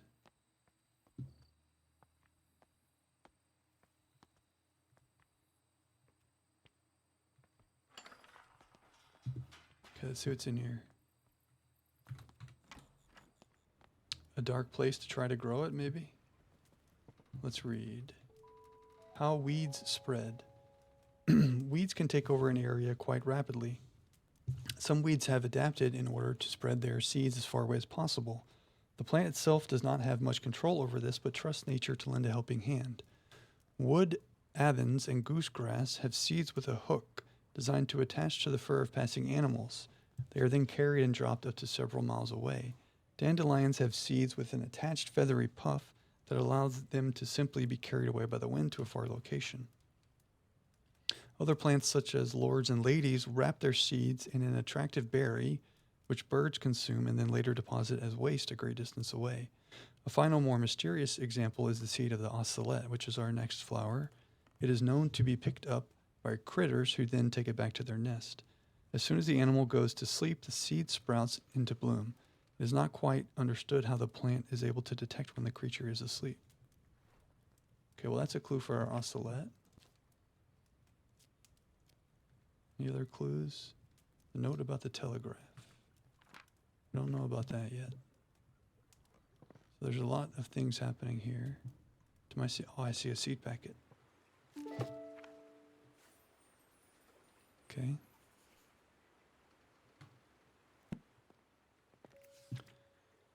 William Foley, Education and School Materials.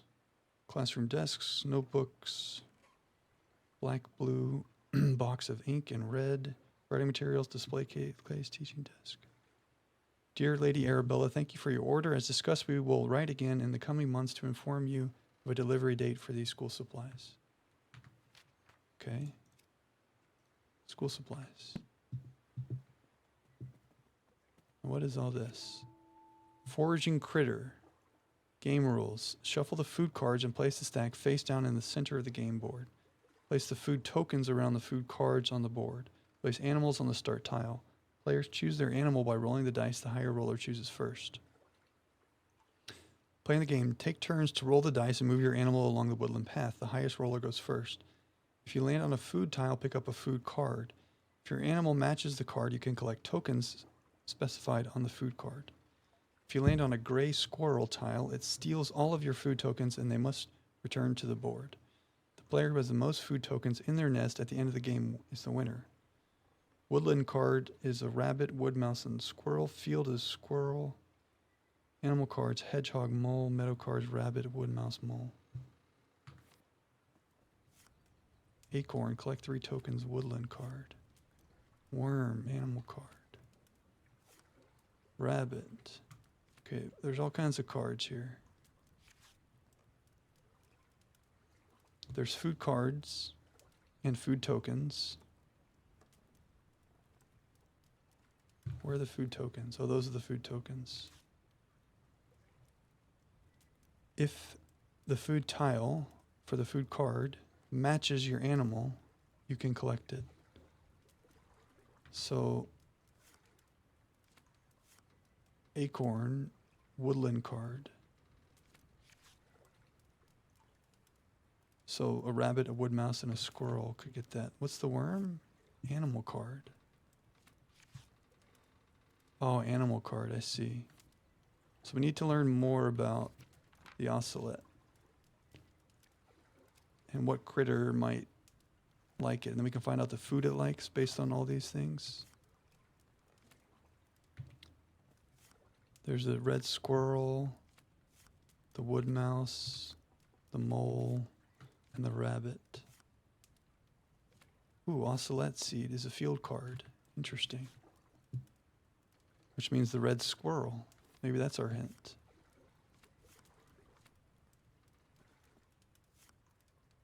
Red squirrels live in nests high up in trees. They sometimes forage food back to nest keep for later. So maybe we want a red squirrel to do our thing. What's this?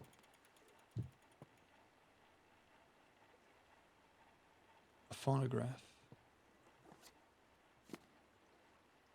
Mulder cylinder record, Edison records. There's different records that we can be playing. Oh, interesting.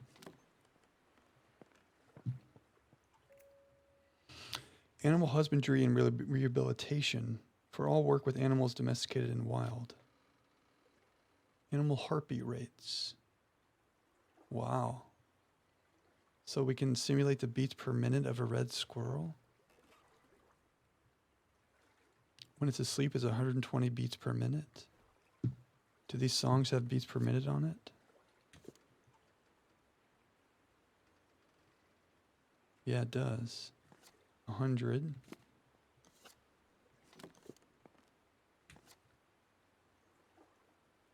120. Do we have the seed for our oscillate yet? I think we do. We might be able to grow this now. If we're right about the red squirrel. Soil. Oscillate. Water. We're not going to forget that again. Did that make a noise like it didn't work? No, it worked. Thinks the squirrel is asleep.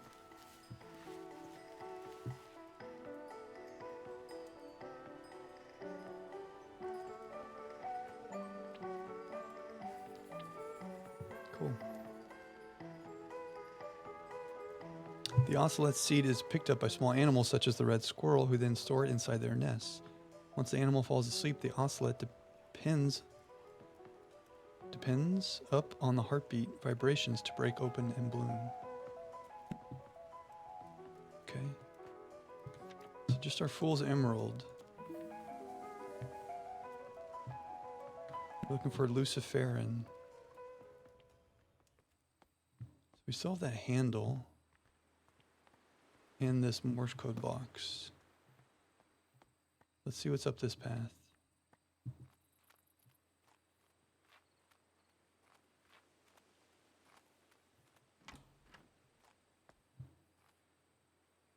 Oh, this is how we came in, isn't it?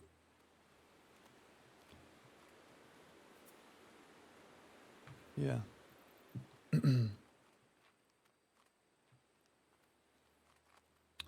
Or it was locked from the other side at least.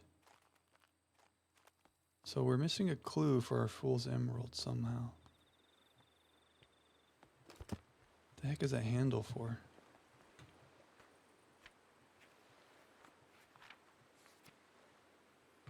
Well, we know KA. Maybe we just go ahead and do it.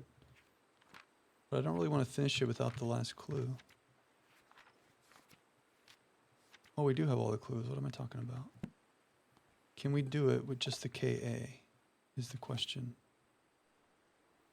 Fool's emerald.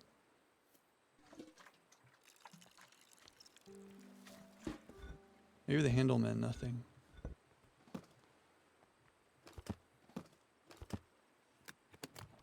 Okay, so KA. Oh, that looks strange. But we know it's long, short, long, short, long.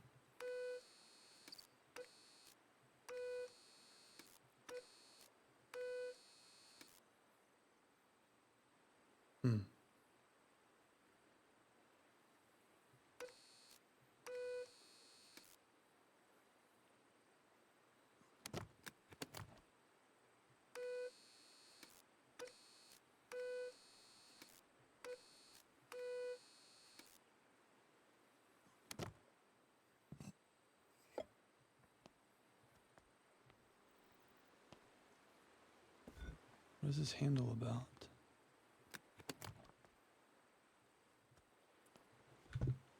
Well, maybe because it's dark back here, I need to do it back there. Put you back. Maybe I need to like simulate the cave.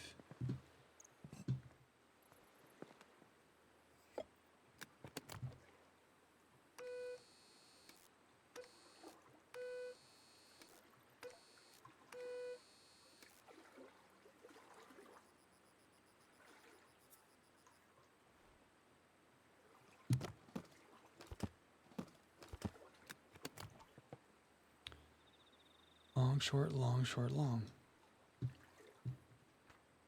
So what are we missing? Chemicals, bioluminescence.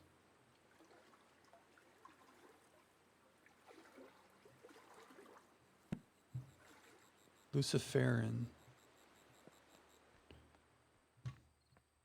Maybe we need to pot it in a special way.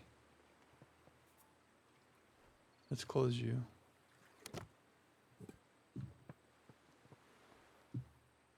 We'll dump you for now. You come with us.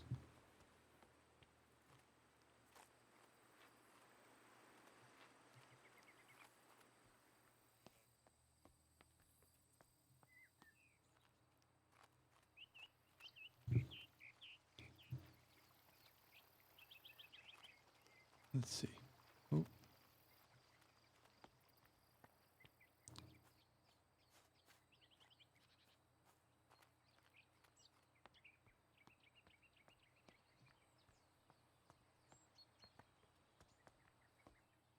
Can I shut this down? I want to read that. Bioluminescence.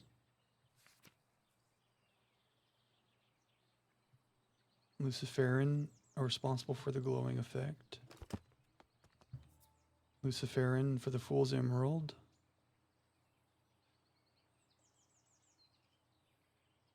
And it was flashing Ka.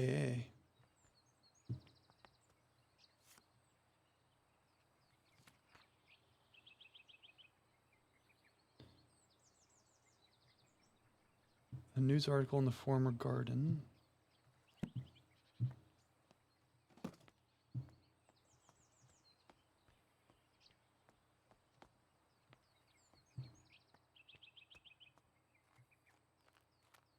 It says this is a clue too somehow.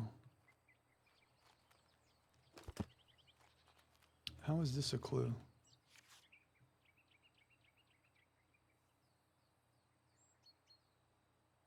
A Morse code manual. Oh. Yeah, okay. We know that's a clue because it's led us to that box. Now, is this a clue? Not really. So the handle means nothing. Attention. Do I just need to like repeat it more than once? Why didn't it work?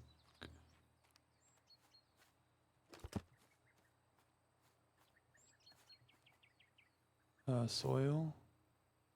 Fool's Emerald. Water.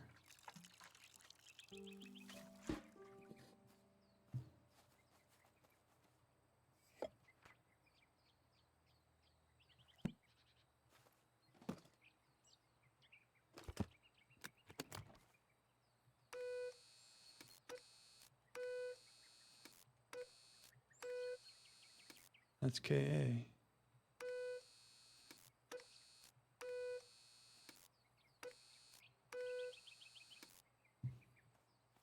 Is there some other clue?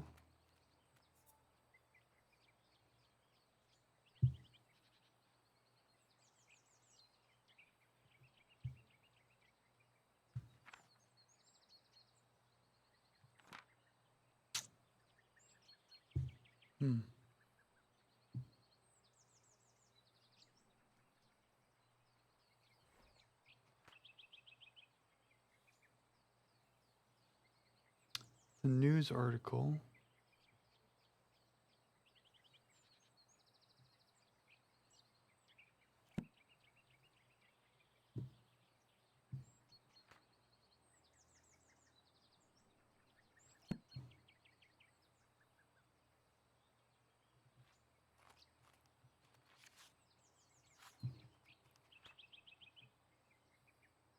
Morse code telegraph.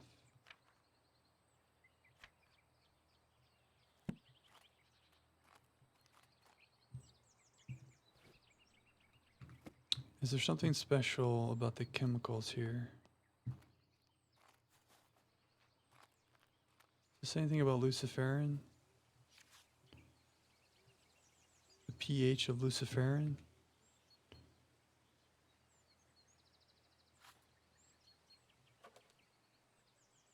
That's for the Springdale shrub. So why doesn't the Ka work?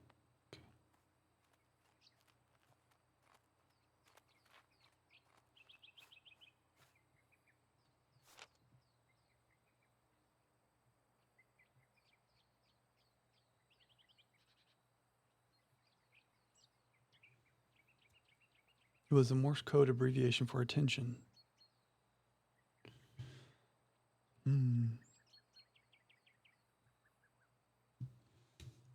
Coming from caves. Do I need to go somewhere that's like dark? That's what's tripping me up a little bit.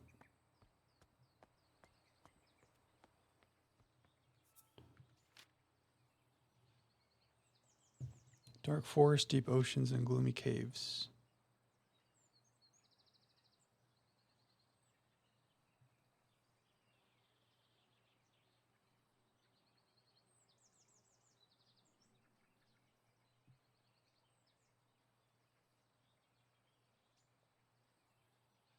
I don't know how that would get it to grow, though.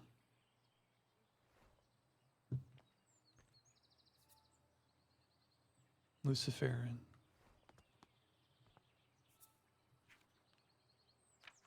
Luciferin.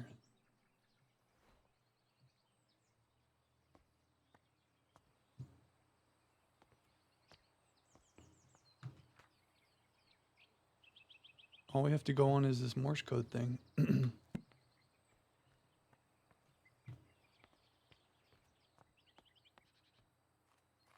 So what are we doing wrong? International Morse code.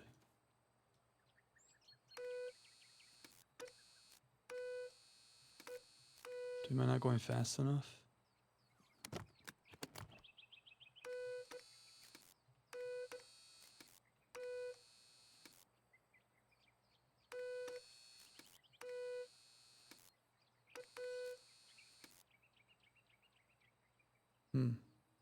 Stumped.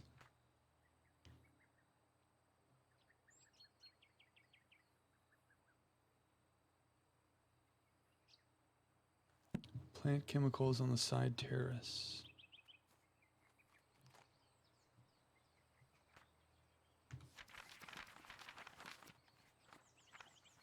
The side terrace.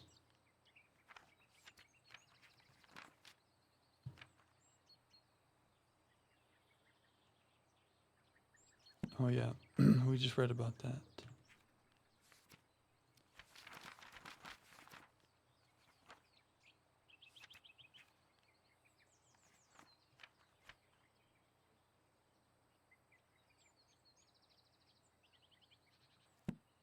That stupid handle.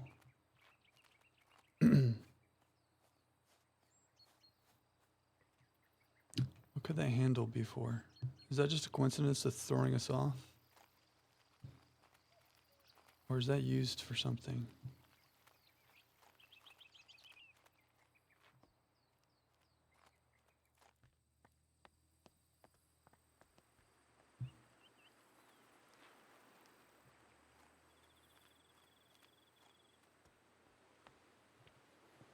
What could that handle be too? It's got a water thing on it.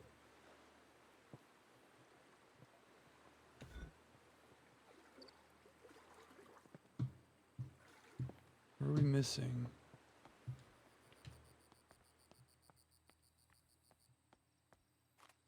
It led us out this way.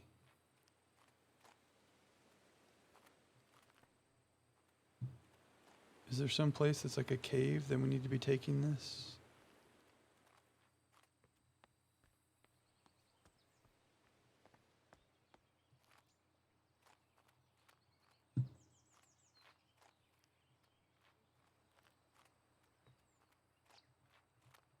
No idea.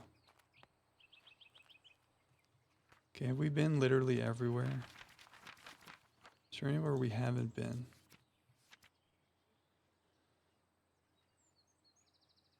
Long hedgerow, yeah.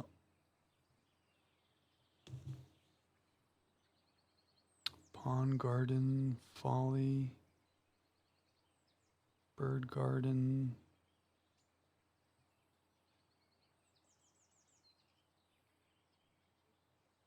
We've been everywhere.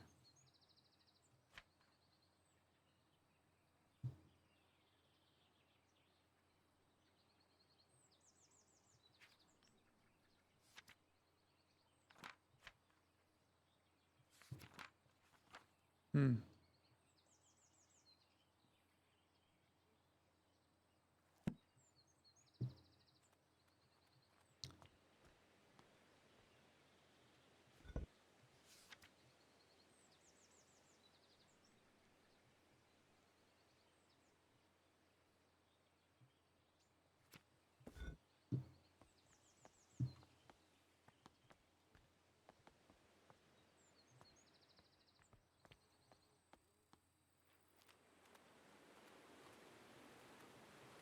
Can't set that down. Jimmy broke the mortar.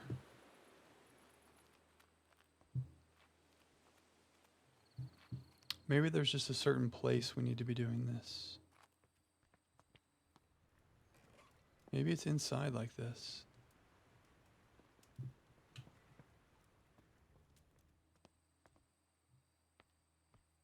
What was that E that just popped up for us? The door? Look at that E. What's that E for? What was the door? Okay.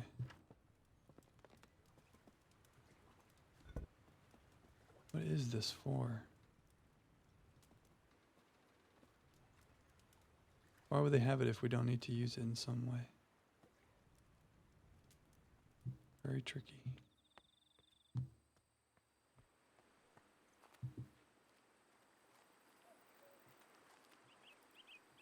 I guess we should bring it back with us now. I don't know.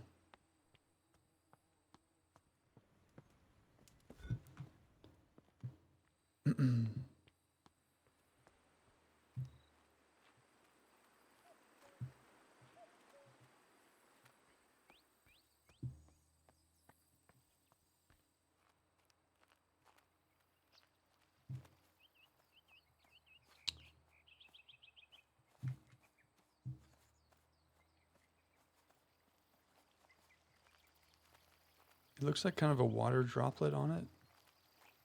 So it's like connected to a hose or something.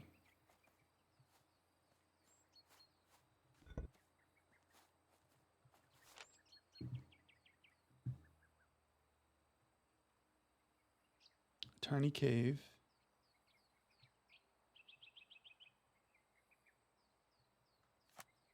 You know, for a lot of these, when we've planted them, there's been a pot somewhere. It's like asking you to set the plant in. Could it be this over here? Is there a place to set the pot?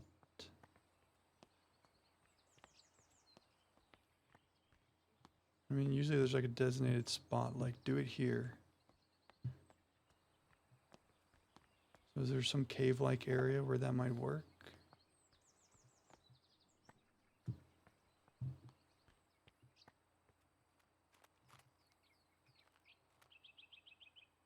Maybe in there?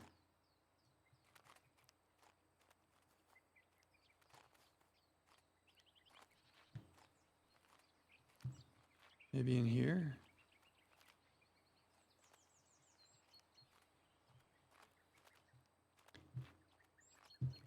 Is this a hint, like come here where it's dark and gloomy? What room would that be? It's a grotto. The drawing room? There's no way it wanted us to run that thing all the way inside or to the drawing room, right?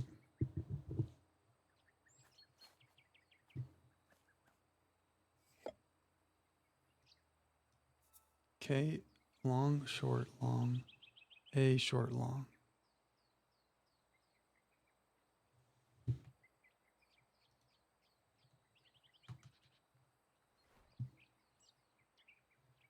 We gotta stop trying this.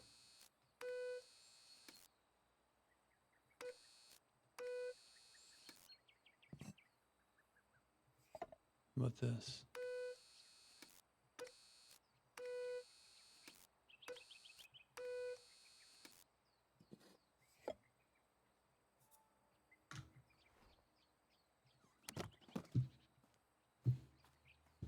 We're stumped.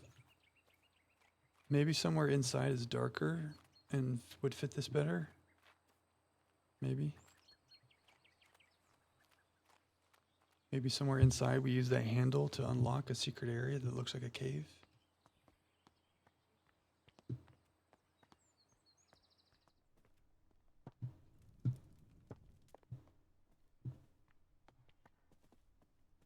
Where's that room with candles that was just looking out?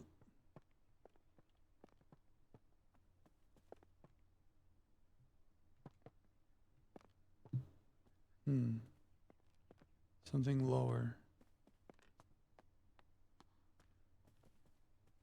Actually don't know how to get lower than we are.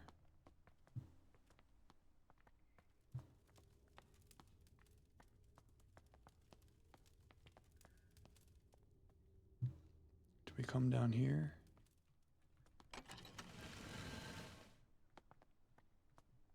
It's not this way.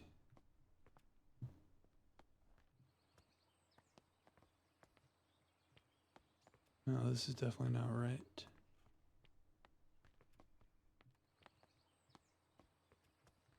How do we get down to the grotto?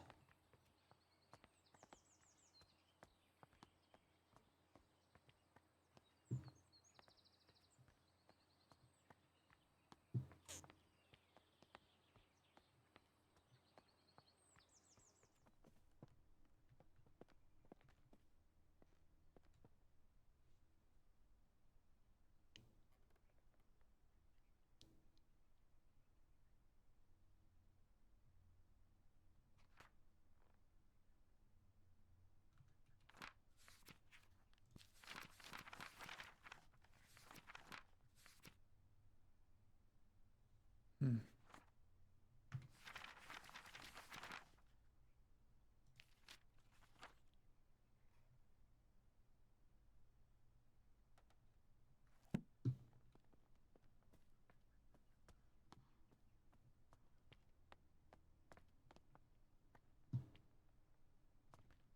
Here.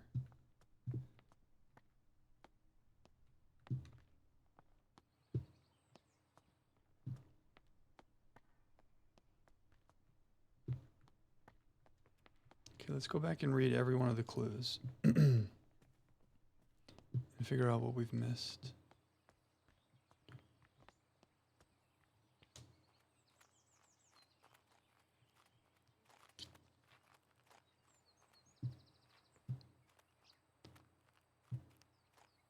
So this is a clue.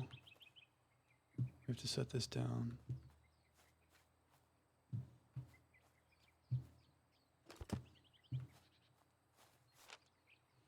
A gentleman farmer has reported sightings of a mysterious blinking lights coming from caves near his home in Cheddar. I was walking my dog and lost track of time. Soon became dark. On my way to my house is a tiny cave. As I walked by, I noticed a blinking light pattern cast from the cave entrance. Sure, it was one of those Morse code messages. I approached the cave. The light source vanished. And nobody was there. I'm convinced that what I saw was the Morse code abbreviation for attention. I'll never forget that. One abbreviation is it was the first message I learned in Morse code. So that's the KA.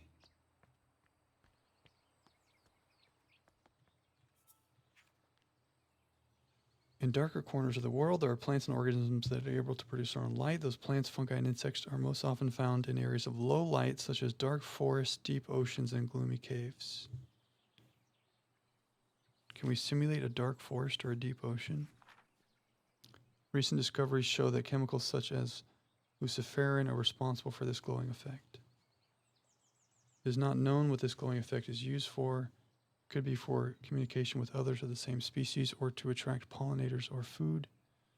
Scientists believe there are many bioluminescent species waiting to be discovered.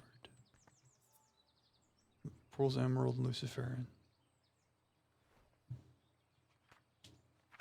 The only other clues are the Morse-related things.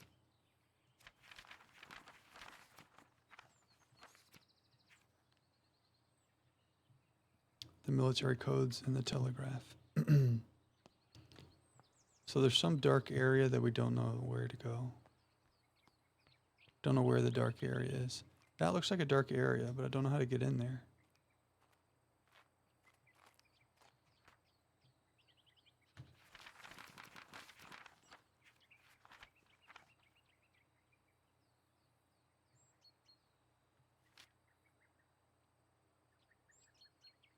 The dining room, the drawing room. Screens passage. No. And then this is above that. Does the handle open this up somehow?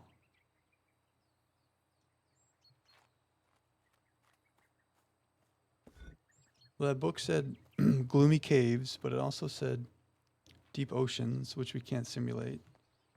And it said a dark forest. So I don't think there's any dark forest out here, unless maybe the orchard was kind of dark.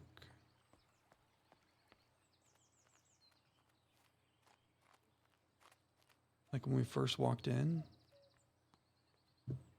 Could this be a dark forest? We do it like right there. The thing is, there's usually a pot in place wherever you're supposed to do it.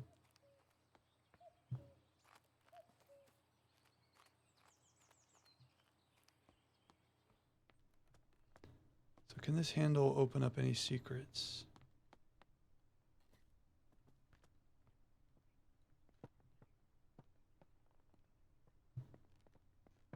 Doesn't look like it.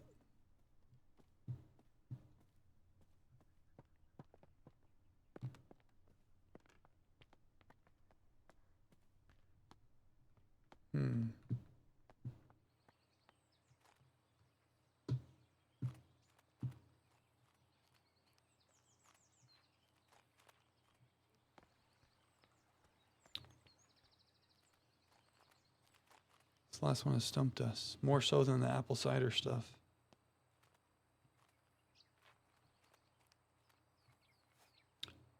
The grotto.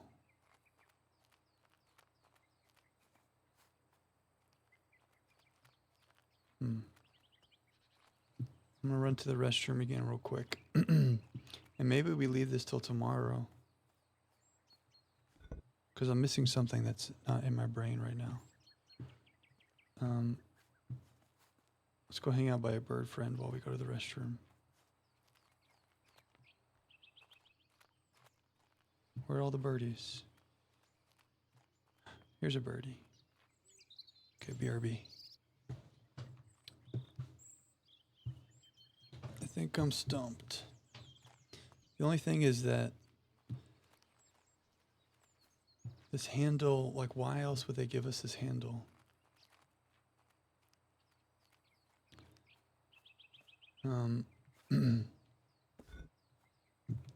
When clearly that's a dark place that we haven't been to yet. But the handle doesn't seem to fit in anything. The thing that's tripping me up about this, take us to the maps. Why would they list this on the map? The grotto? When that clearly looks like a dark space and it's underneath the clues about the chemicals. Why would they list it unless we could get in there?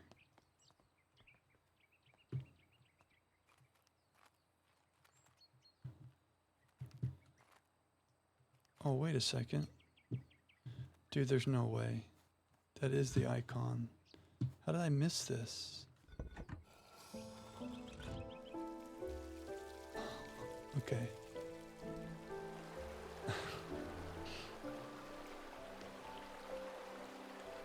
Okay. Oh, we walk across like that. Oh, I left my stuff. Come back.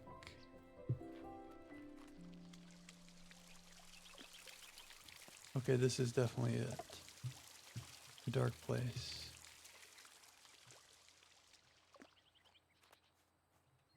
The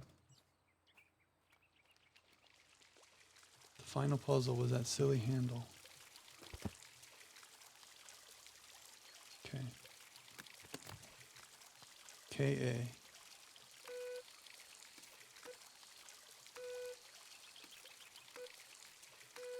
Please. There we go. Music. There it is.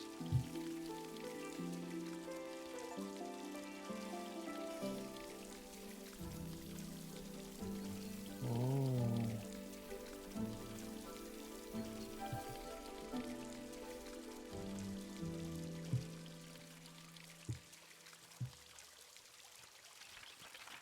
Look, even the book is green.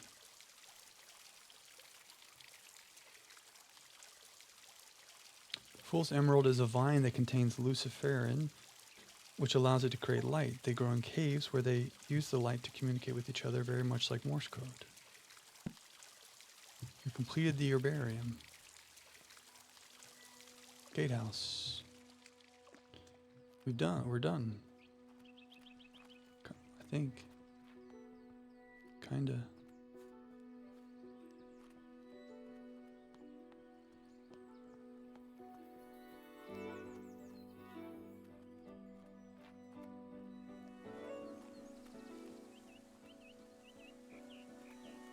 What could be at the gatehouse? A new delivery.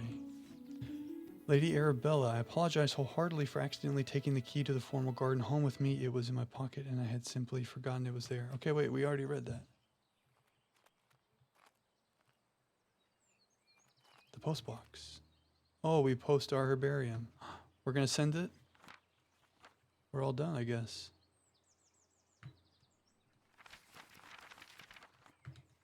So it's time to send it to get it published. Yeah, send it back to us once you have completed your research. Cool. Delivery. Herbarium. To the Mayflower Publishing House.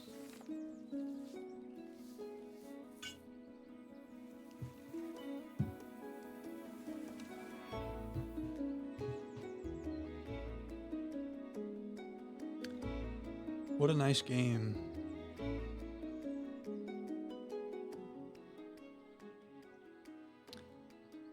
We got stumped a little at the end there. That was really cool, like the way the clues worked. The way you had to tie things together. Short, little, peaceful, nice music. Nice visuals. That was cozy. Super cozy.